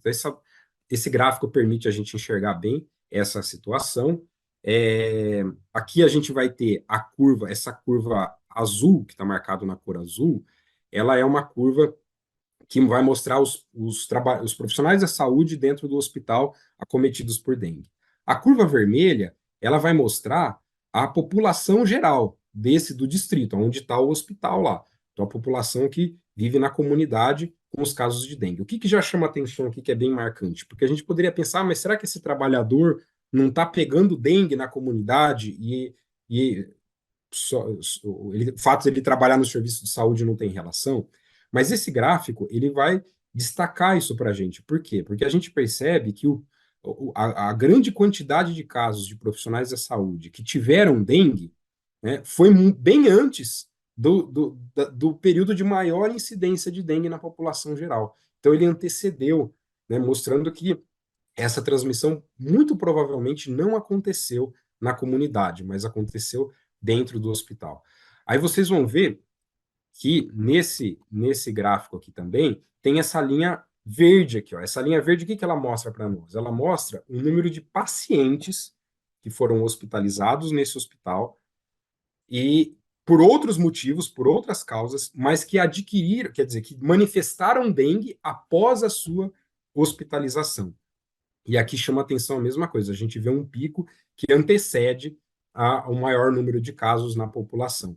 E esses pontinhos vermelhos que a gente está vendo aqui no gráfico, eles são os momentos, né, os instantes em que eles fizeram coleta de larvas de Aedes dentro do hospital e identificaram as larvas dentro do hospital. Então, chamando a atenção que o mosquito estava lá presente dentro do hospital e provavelmente essa transmissão estava acontecendo ali. Aqui eles mostram, inclusive, um mapa para a gente, né, entender. Esse aqui é o mapa de todo o complexo hospitalar, então são vários prédios, né? E dentro desse complexo hospitalar, esses pontos laranja eram os locais onde estavam sendo atendidos os indivíduos com dengue, e os pontinhos vermelhos, todos espalhados aqui, são locais onde eles encontraram criadouros de Aedes. Então vejam a quantidade enorme de criadouros que a gente encontra aqui, né, identificada nesse mapa, tanto dentro de construções, quanto na área externa do hospital. Então, indicando que esses dois ambientes são bastante importantes. Além da transmissão intra-hospitalar que pode acontecer, embora seja bastante raro, existem outras vias de transmissão da dengue que não é a via vetorial. E aí, o ambiente hospitalar ele vai ter uma importância bastante grande. Então, uma delas é a transmissão por acidente pérfuro-cortante com agulha de um paciente fonte que tem dengue. Embora seja um evento raro, por que raro? Eu fiz um levantamento de literatura para ver o que a gente encontrava de informação a respeito disso. Eu consegui identificar 7 relatos de casos. Então, é um evento raro. Mas situações em que a gente teve um indivíduo, né, que vivia num local que não tinha dengue, quer dizer, viajou para um país onde estava acontecendo casos de dengue, retornou para a sua origem com dengue, foi hospitalizado, e aí um profissional da saúde que cuidou desse indivíduo, que se acidentou com agulha, né, se perfurou com agulha com o sangue daquele indivíduo, acabou manifestando dengue depois. Então a gente percebe aqui, né, o relato mais antigo é de 1990, né, mas desde lá a gente já vê que acontece, quer dizer, mesmo com pacientes fontes, né, com tempo de sintoma já mais estendido, então, por exemplo, aqui a gente teve paciente com 7 dias, com 8 dias, mesmo assim houve transmissão, e um período de incubação que variou aqui de 4 a 8 dias, né? Então, todos os casos a gente teve confirmação tanto do paciente fonte quanto do profissional da saúde, né? Alguns, inclusive, assim, com cultura viral, com PCR, que conseguem, inclusive, identificar, né, se é o mesmo vírus ou não.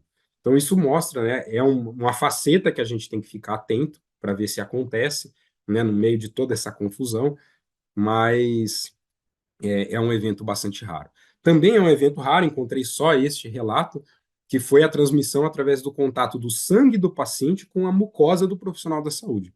Ele está relatado aqui no Clinical Infectious Diseases, né, nesse caso, em que o profissional, então era a mesma situação, aqui era um indivíduo que tinha vindo do Peru e tinha vindo com dengue, o profissional da saúde acabou se acidentando, ele foi no momento que ele foi coletar a hemocultura, então ele encheu a seringa de sangue, na hora que ele foi injetar o sangue dentro da garrafa de hemocultura, a seringa se soltou da agulha ali, espirrou sangue no olho, no nariz, na boca, e aí ele acabou se contaminando, né? E 8 dias, 10 dias depois, aqui no caso, então foi no dia 18 de novembro, dia 28 de novembro, o profissional abre um quadro de dengue, né? Que foi confirmado aí com sorologia, né?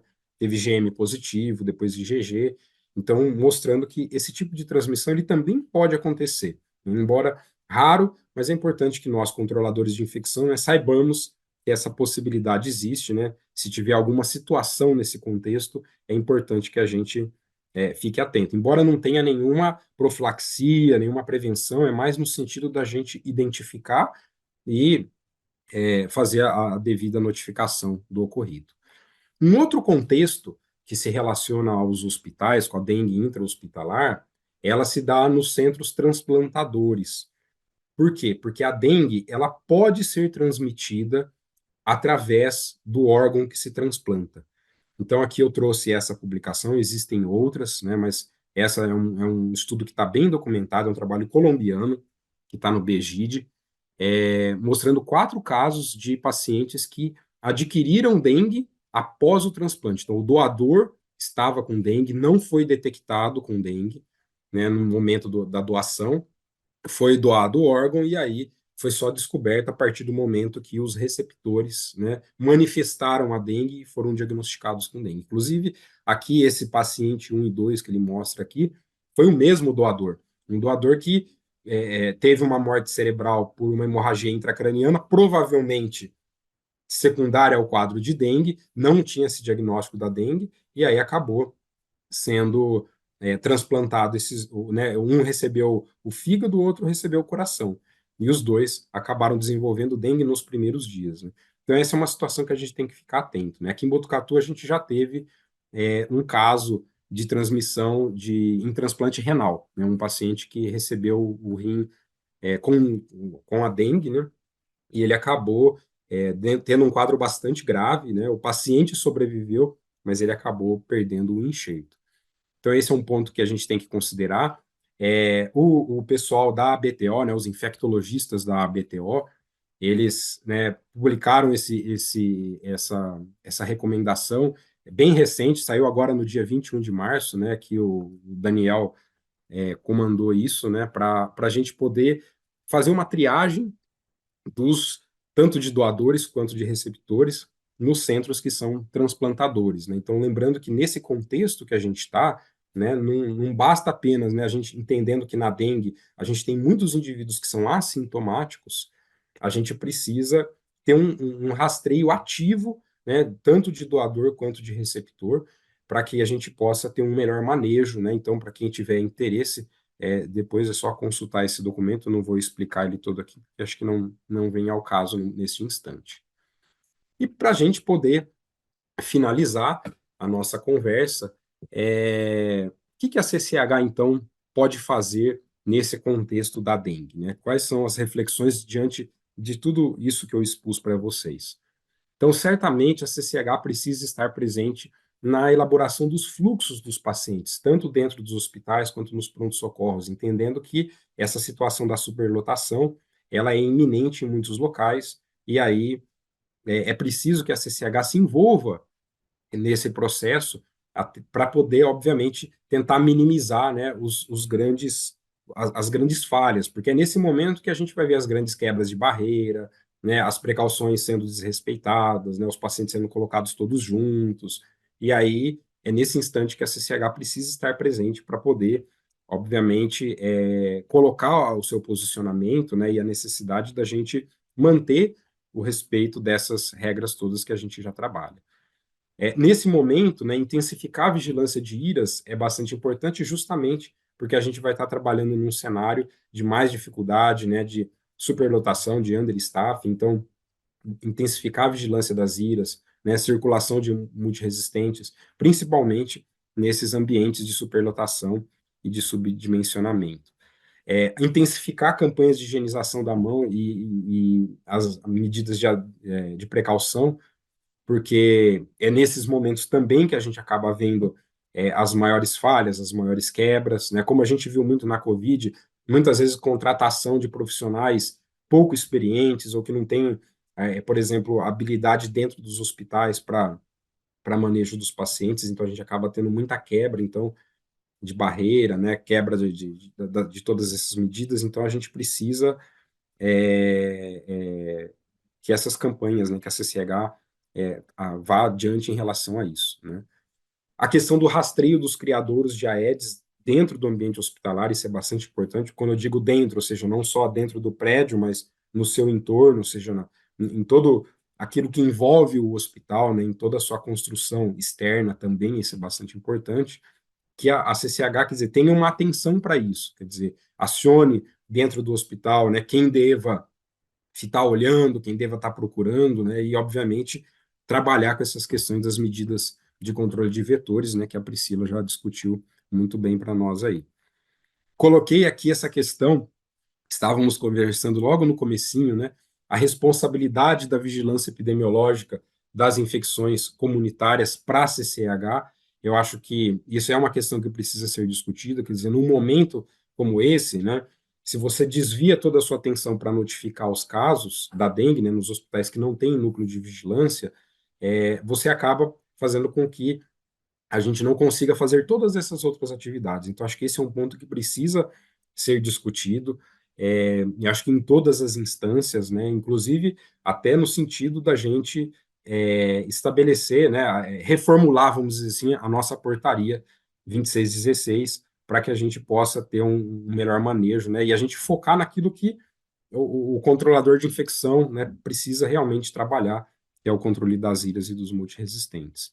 E, por fim, é, criar, quer dizer, a gente precisa ter uma vigilância ativa em relação à transmissão nosocomial de dengue, né? Muitas vezes a gente tende a considerar que o profissional está com dengue é porque ele pegou na comunidade, ou o paciente está com dengue é porque ele veio da comunidade, estava só em período de incubação e agora manifestou. A gente tem que ficar muito atento se realmente a gente não está tendo transmissão, mas para isso é preciso ter uma vigilância ativa. Então a gente precisa entender, né? Quer dizer, o profissional que manifesta dengue, né? A gente tem que olhar, será que está tendo muito caso, menos, né? Fazer isso como o pessoal lá do Sri Lanka fez, né? Comparar com a comunidade, como que está, em relação aos próprios pacientes, né? Qual que está sendo esse período? Quanto tempo ele está internado? Será que realmente ele estava incubado com esse vírus antes da internação? Ou será que ele não está pegando aqui dentro? Então, é preciso esse sistema de vigilância, é preciso que a CCH tenha esse olhar para que a gente consiga ter um controle adequado. Era isso que eu queria apresentar para vocês. Agradeço a atenção e a gente fica aí disponível para conversar mais um pouco, pessoal. Nossa, muitas palminhas para os dois. Nossa, Ricardo, eu fiquei pensando, passou um flashback aqui na minha cabeça da pandemia, porque mesmo com toda essa dedicação à Covid, né, que a gente teve naquele momento, mesmo assim, as taxas só subiram. Então, talvez seja muito mais do que isso, né? Provavelmente, né? O impacto em Iras deve ter sido gigantesco. Porque já teve aquele impacto estrondoso, mas não foi tão eficaz quanto era, né? Então, acho que é muito mais mesmo. Tem algumas perguntas aqui, você quer começar, Thaís? Eu acho que é para Priscila. Posso começar. Priscila, veio muitas perguntas aqui a respeito de repelente elétrico, se ele é eficaz, aquele de ondas ultrassônicas contra o Aedes aegypti, e perguntando também se tem alguma orientação a respeito desses inseticidas de tomada para uso hospitalar. Depois a gente pode comentar sobre isso.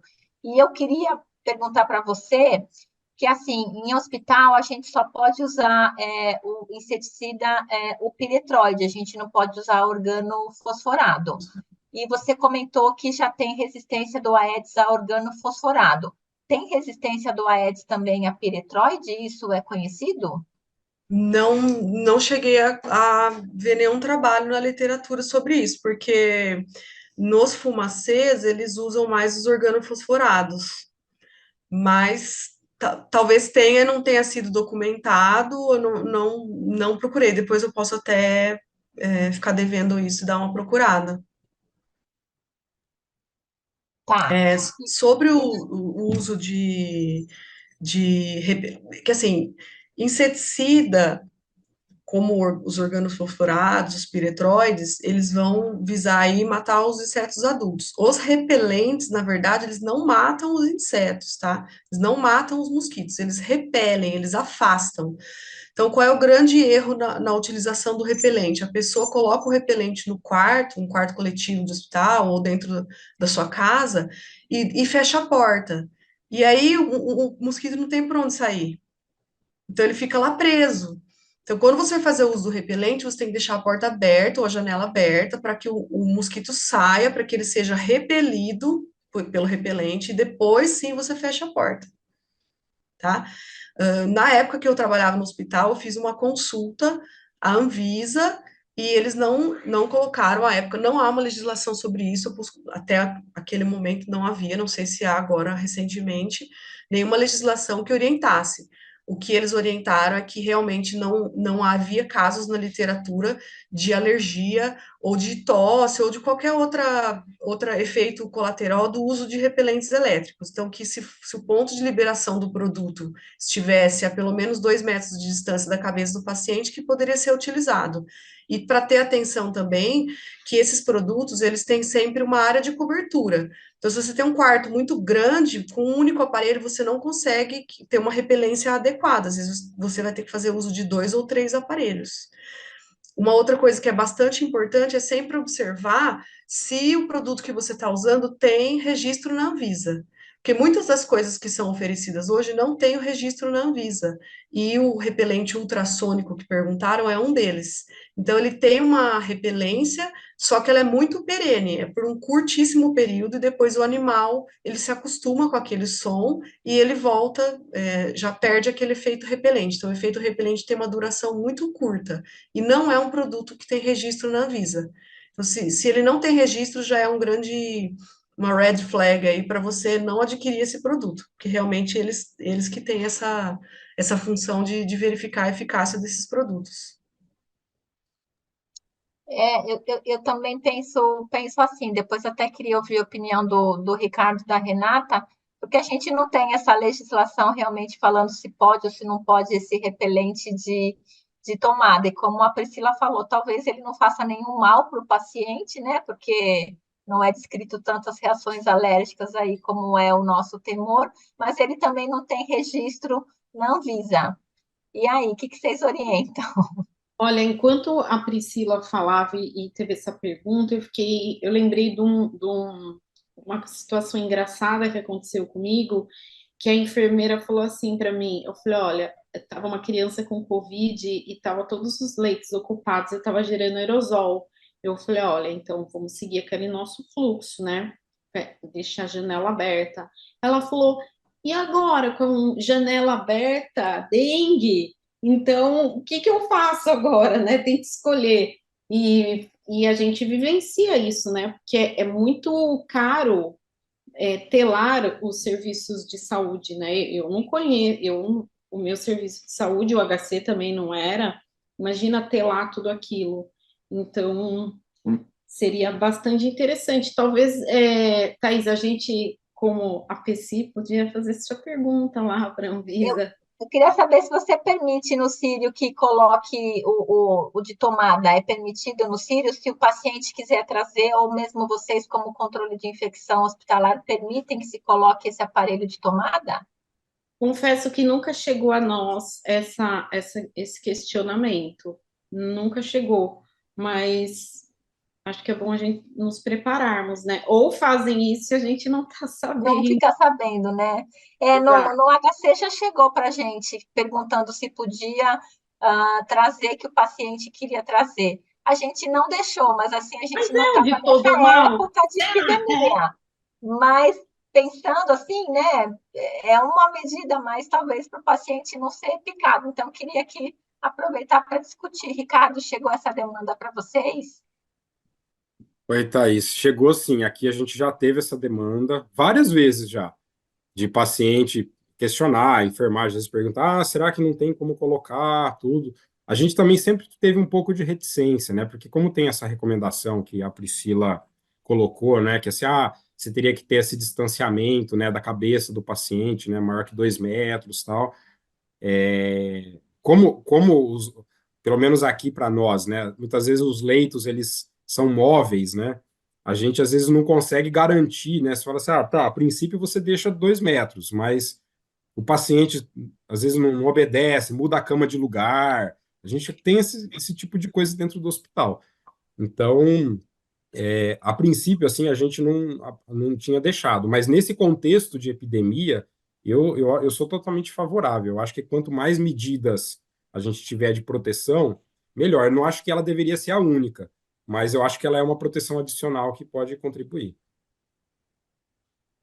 A Bia está perguntando aqui no outro chat sobre o controle ultrassônico. Então, o controle ultrassônico, como eu disse, ele é oferecido, mas ele não tem registro na Anvisa. E, de uma maneira geral, ele repele por um curto período de tempo. Depois o animal se acostuma e retorna. Tanto é que mesmo os repelentes elétricos, você vê que eles têm o refil. Então, ele só vai estar ativo naquele período que tiver havendo a liberação do produto. Uma vez que acaba o produto, ele já não tem mais o mesmo efeito. Outras duas situações que a gente teve aí no hospital, no HC, na época que eu estava, em relação às áreas administrativas ou áreas, por exemplo, de descanso médico, ou áreas em quartos de médicos, ou áreas em que o paciente fica, o funcionário fica só ali trabalhando, mas não tem contato direto com o paciente, e o pessoal usava, sim, o repelente elétrico, com bastante eficiência. E um outro caso que sempre me perguntavam à época era a questão dos bebês, tanto nas UTIs NEO ou na pediatria, que acho que a pele mais macia, de uma maneira geral, e também os pacientes acamados, eles não têm. A gente teve um caso de bebê que o rosto parecia que tinha tido uma brutueja, assim, e era pernilongo, foi um ataque de pernilongos, né? A gente tinha algumas medidas à época, inclusive de uso de véus em berços na época do verão, e com até desenvolvimento de um véu com algodão especial para as incubadoras que eram aquecidas, porque os bebês precisam ser protegidos de alguma forma. E essa questão que a doutora Renata colocou é bastante pertinente, porque a maioria dos serviços não tem a telagem adequada. E os animais entram. Quando o Hospital Estadual foi inaugurado em Botucatu, eu lembro que eu fui fazer a primeira visita e todos os quartos tinham telas. E aí eles falaram, e aqui? E eu perguntei, por que não há telas nos corredores? Porque aqui é corredor, aqui não é quarto. Tá, mas o pernilongo não sabe, o mosquito não sabe se é corredor ou se é quarto. Ele vai entrar pelo corredor e ele vai chegar no quarto. Então, as pessoas, às vezes, não têm essa visão quanto à presença das pragas, né? Quanto à presença dos animais sinantrópicos que vão adentrar o ambiente. E uma outra coisa que também já vi acontecer no hospital é até o uso das raquetes elétricas para manejo dos mosquitos adultos, que também vale, acho bastante válido, porque nas mesmas situações, no quarto que o médico está dormindo, ou para os funcionários da administração, os pacientes tem o acompanhamento, às vezes, dos pais, tudo mais, tem um acompanhante no quarto, eu acho bastante válido. E eu lembro de uma situação crítica que nós tivemos até nas UTIs e até no centro cirúrgico, presença de moscas, também nesse caso. E se você tem uma mosca por exemplo, ela entrou no meio da cirurgia e você está com tudo fechado, e aí como que você vai fazer a retirada dessa mosca? Com o travesseiro? Com a mão? Então, a gente usava, por algum período, a raquete elétrica para fazer a retirada o mais rápido possível, para liberar a sala, para poder, dar andamento no processo. Então, ó, tem algumas situações pontuais, né? Eu achei interessante as colocadas pelo Dr. Ricardo, em que a gente fica um pouco sem opção, e de uma maneira geral, as teses, né? Em teoria, as coisas são mais práticas são mais fáceis do que na prática, né? Na prática, ali no dia a dia, é bem mais difícil, né? Priscila, eu também queria saber de você qual que é a sua impressão com relação ao mosquito com Wolbachia e o mosquito geneticamente modificado. Se você aí, como bióloga, acha que isso vai surtir algum efeito, que eu imagino que seja a longo prazo. E, Sim. a, e tem uma pergunta aqui perguntando se são eficazes para o controle do número de mosquitos e como que se calcula o número de mosquitos pela área, se tem esse cálculo do geneticamente modificado.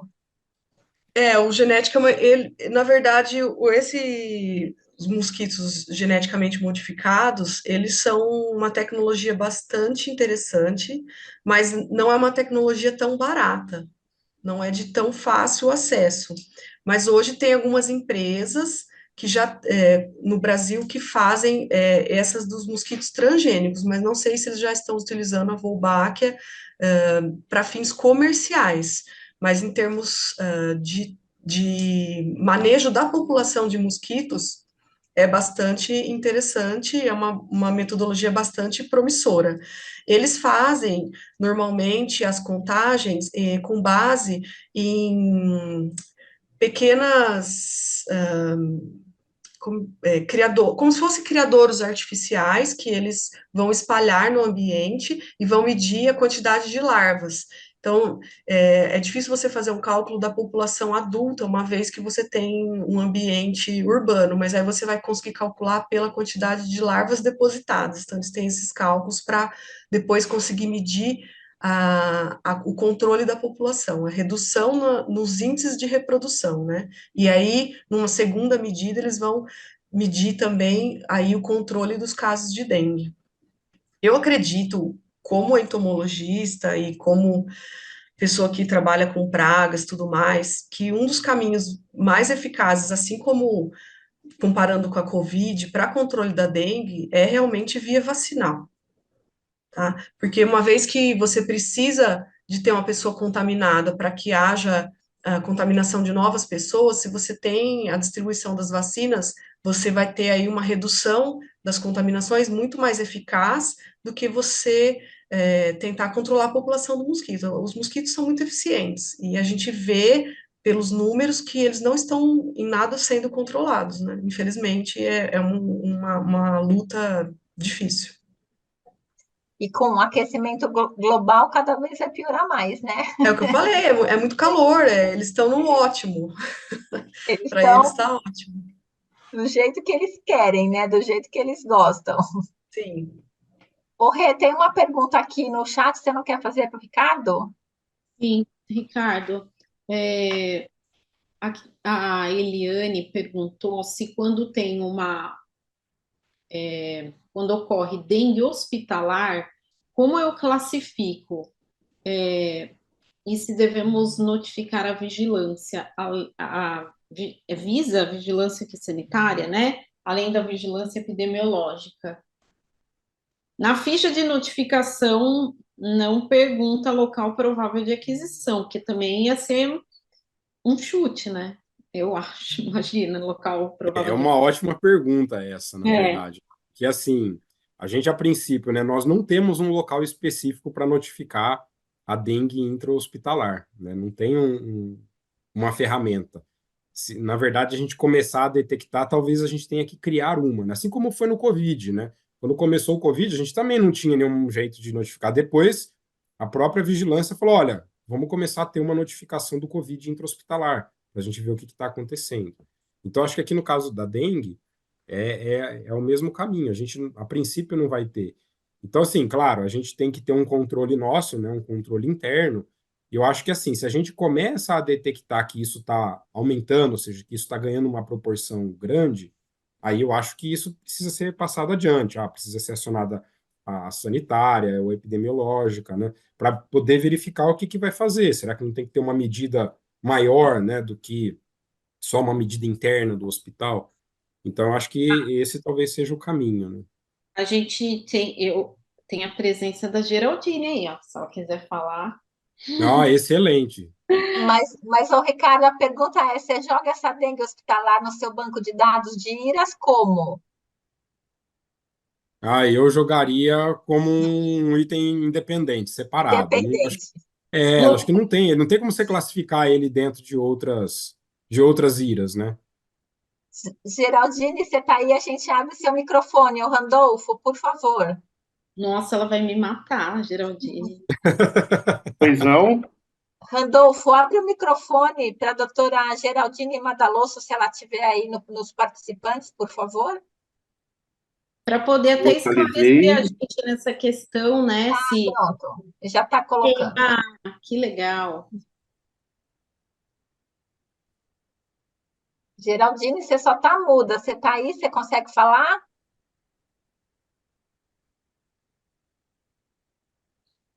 Já chamei ela aqui para. Ela só precisa aceitar lá. Então, enquanto isso, ó, perguntaram quais os critérios devemos utilizar para classificar dengue hospitalar? Quanto tempo, né, após a internação, a gente Alô, classifica alô? dengue Ah, hospitalar? tá aí, Opa, aí, ó, a pronto. Geraldine entrou. Geraldine, tudo bem? Obrigada, tudo bem? Olá, boa noite, tudo Ó, bom, Rê? quebrando protocolos, mas não tem como, né? Você fez, não sei se você ouviu a pergunta, uma pessoa falou que se a gente se detecta dengue hospitalar, aí, né, a gente vê um aumento do número de casos ou um caso dentro do serviço de saúde, se a gente teria um local para fazer essa notificação e se deveria ser feita. Hoje a gente tem, bom, primeiro boa noite, quero parabenizar as duas apresentações, foram excelentes, Ricardo, Obrigada. Priscila. Obrigada. A gente tem um canal de comunicação, de notificação, que é o Notificação Online, é um formulário que a gente utiliza para surtos intra-hospitalares de IRAS e também de doenças da comunidade que são transmitidas intra-hospitalares.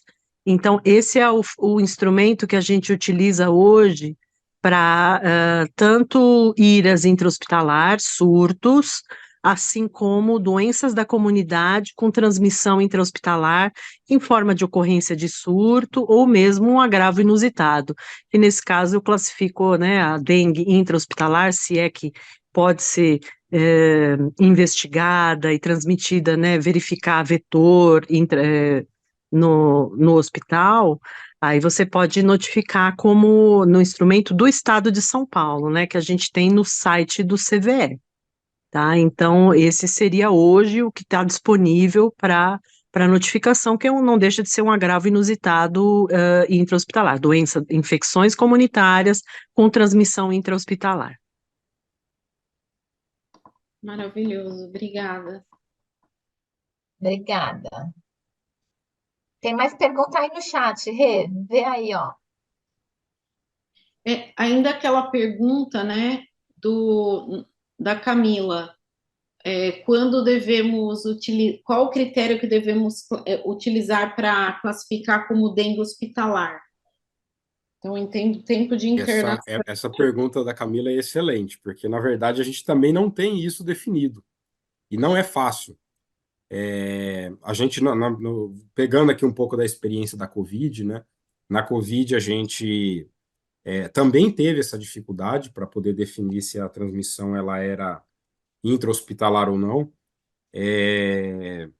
ajudava muito no período da Covid, principalmente no período em que a gente triava os pacientes na chegada, né, em relação a teste laboratorial, né? Então, por exemplo, fazia um RT-PCR na entrada, para ver se a pessoa podia estar infectada já ou não, e mesmo em pessoas assintomáticas, né? Então, isso é um fator que ajudava, né? Na dengue, eu acho que isso vai ser mais difícil da gente ter uma ferramenta mais precisa, né? Por isso que, às vezes, a impressão que eu tenho é que a gente só vai começar a perceber ou vai poder, por exemplo, julgar que a gente está diante de casos de transmissão intra-hospitalar quando a gente começa a juntar uma série de evidências para considerar essa questão, né? Então, por exemplo, eu tenho uma unidade que começa a ter muitos casos de dengue ali dentro, de pessoas que internaram por outro motivo, eu começo a ter profissionais da saúde junto naquele mesmo local com dengue também. Então, assim, encontrei criador de mosquito perto, quer dizer, talvez a gente precise agregar esses fatores todos para poder definir isso, né? Até que a gente possa ter uma definição. Pode ser que a gente caminhe para uma definição mais precisa de dengue intra-hospitalar. Em termos de tempo de incubação, né, de critério talvez laboratorial para poder definir isso, mas nesse momento a gente ainda não tem nada, e na verdade, eu inclusive procurei isso, né, até é difícil, você vê, encontrei esse trabalho lá do pessoal do Sri Lanka, procurei assim exaustivamente se eu achava estudos que mostravam surtos de dengue intra-hospitalar, e a gente não encontra, né, não tem isso, né, muito pouco. Então, porque ainda acho que é um tema para ser construído. Acho que a gente ainda vai ter que construir esses critérios, mas eu acho que a gente tem que partir de um ponto, e o ponto talvez seja esse que eu coloquei, a gente começar a ter um olhar mais específico para começar a ter esse feeling, olha, pode ser que eu esteja tendo transmissão intra-hospitalar, porque eu estou vendo aumento de casos, né, dentro de uma unidade, né, entre profissionais, entre pacientes, e eu acho que é isso que vai chamar a atenção. Priscila, tem uma pergunta aqui, que você citou algumas características do Aedes que facilitam a sua multiplicação. No Uhum. entanto, a que se deve a incrível predominância do Aedes sobre o Culex atualmente? Eu vi essa pergunta do Fernando, achei bastante interessante. Eu não sei se essa predominância, na verdade, seria uma forma artificial de quanto aos resultados, porque como a gente tem uma epidemia de dengue, há de se inferir que há um número maior de Aedes ou que eles estão se proliferando, se reproduzindo numa taxa maior que o Culex. Mas eu não vi nenhum trabalho a respeito disso, se é realmente hoje o mosquito predominante nos ambientes urbanos. Porque com certeza os Culex não estão vetorizando aí nenhuma doença que a gente consiga medir o tamanho, né, da população, mas de qualquer forma eles também são muito prevalentes aí nos domicílios, né? Todos sabemos. Especialmente pessoal de São Paulo, perto do Rio Pinheiros, tudo mais, então assim, é uma quantidade bastante expressiva. E A gente depois só não até, mede porque eles não transmitem doença, talvez, né? então, ainda não transmite, não sabemos. Ele só Tem uma. Ai, desculpa. pode Desculpa. falar, doutora Renata. Não, pode terminar, desculpa. Não, é que ele só estressa, aumenta os estresses das pessoas, por enquanto. Mas por vetor, assim, o Culex, o irritans, pelo menos, não sabidamente. A Gláucia fez uma pergunta. Gláucia, a gente discutiu sobre isso, mas também como sem solução, né? Por enquanto. A Gláucia perguntou assim: não sei se já foi feita a pergunta, quando as notificações dos agravos de notificação compulsória serão realizadas por um grupo definido para evitar a dispersão da energia necessária para prevenir as iras pelos SCIH. O Ricardo falou bastante sobre isso, né? Mas é mais, nesse momento, acho que é mais como uma angústia, porque enquanto isso, Gláucia, vamos dar as mãos aí, o seu serviço, o meu, assume mais essa. E a gente fica aí, quando tem surto, a gente surta também. Mas não sei se vocês querem comentar, Ricardo, Thaís. Infelizmente, a gente ainda não tem nenhuma luz no fim do túnel para resolver essa questão, né? Eu acho que é algo que precisa ser discutido, porque eu entendo que é um desvio muito grande de energia, né, de força. E sendo que assim, né, seria possível outros grupos fazerem esse papel, né, sendo e realmente deixar, né, a CCH específica para aquilo que é a sua verdadeira função, vamos dizer assim, a sua função primordial, né? Porque eu acho que quando foi colocada essa questão da vigilância epidemiológica, né, dos agravos comunitários, eu acho que foi uma forma assim de, já que nós vamos, né, é, fazer com que todo hospital tenha a obrigatoriedade de ter a sua CCIH, então ela que faça esse serviço, né? Ela que assuma isso, porque senão ele teria que também criar a obrigatoriedade de ter uma vigilância epidemiológica para os agravos de comunidade, o que é uma coisa que a gente não tem. Então,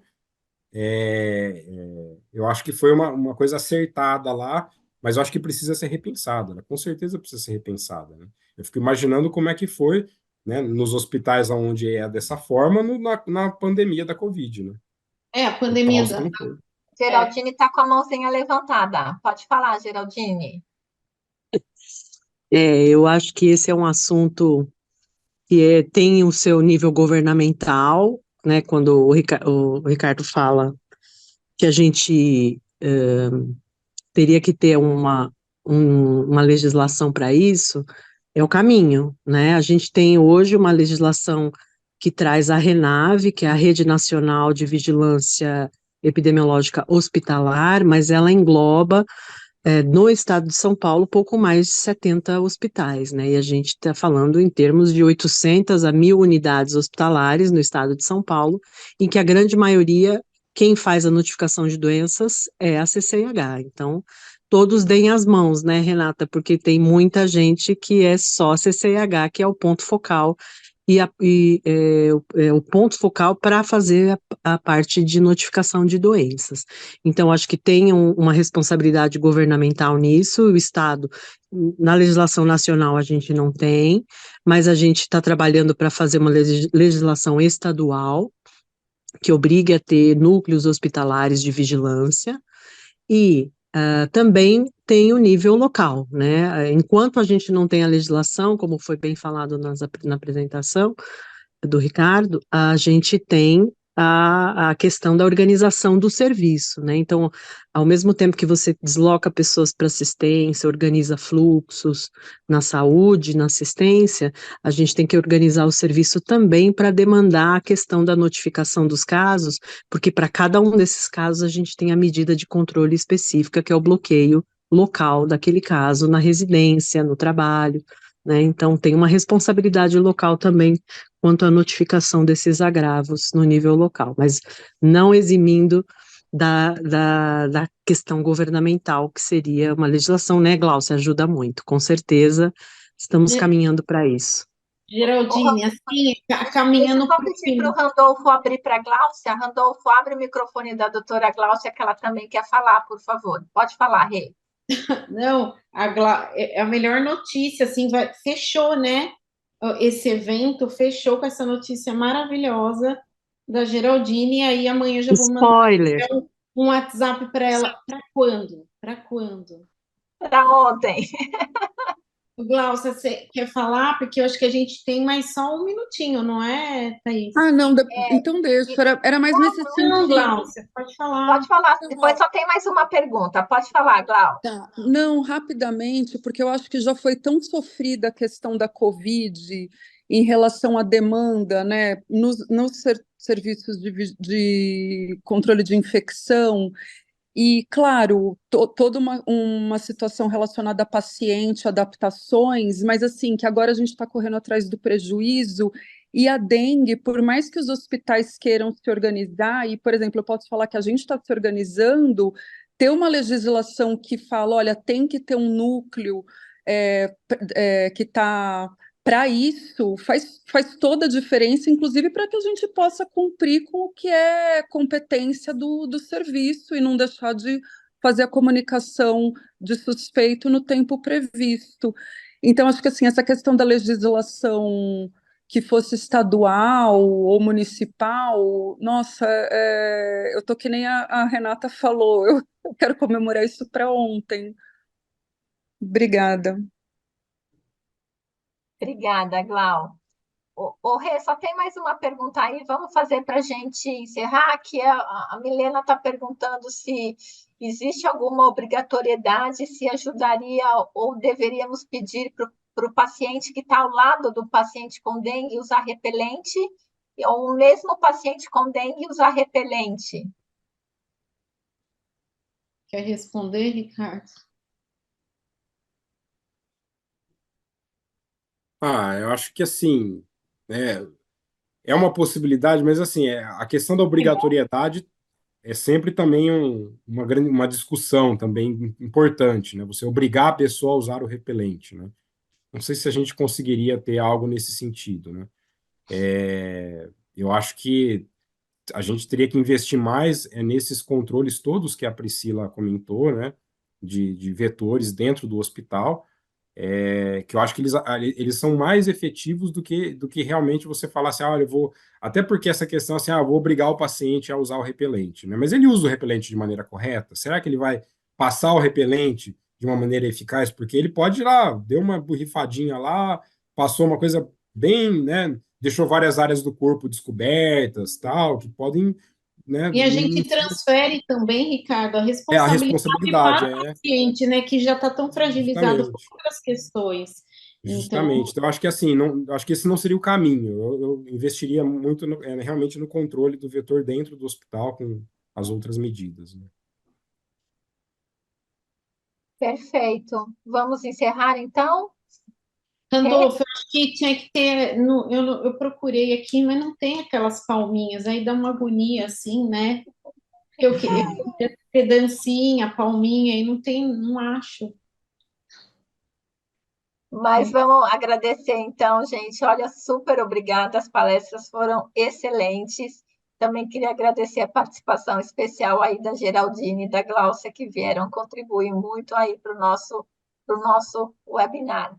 Obrigada, vou passar a palavra final, então, para a Renata. Eu não tenho o que falar, eu quebrei protocolo, fiquei, Geraldine, você pode falar, não sei o quê, falando com a Glaucia, e foi maravilhoso, e a gente sempre aprende muito, né? Um tema que falava, será que vai dar certo esse tema, já está tão discutido, e foi com assuntos totalmente diferentes, né? Assim, do nosso dia a dia, foi muito bom. Obrigada, e até a próxima. Boa noite, Pessoal, então, gente. um Obrigada. minutinho.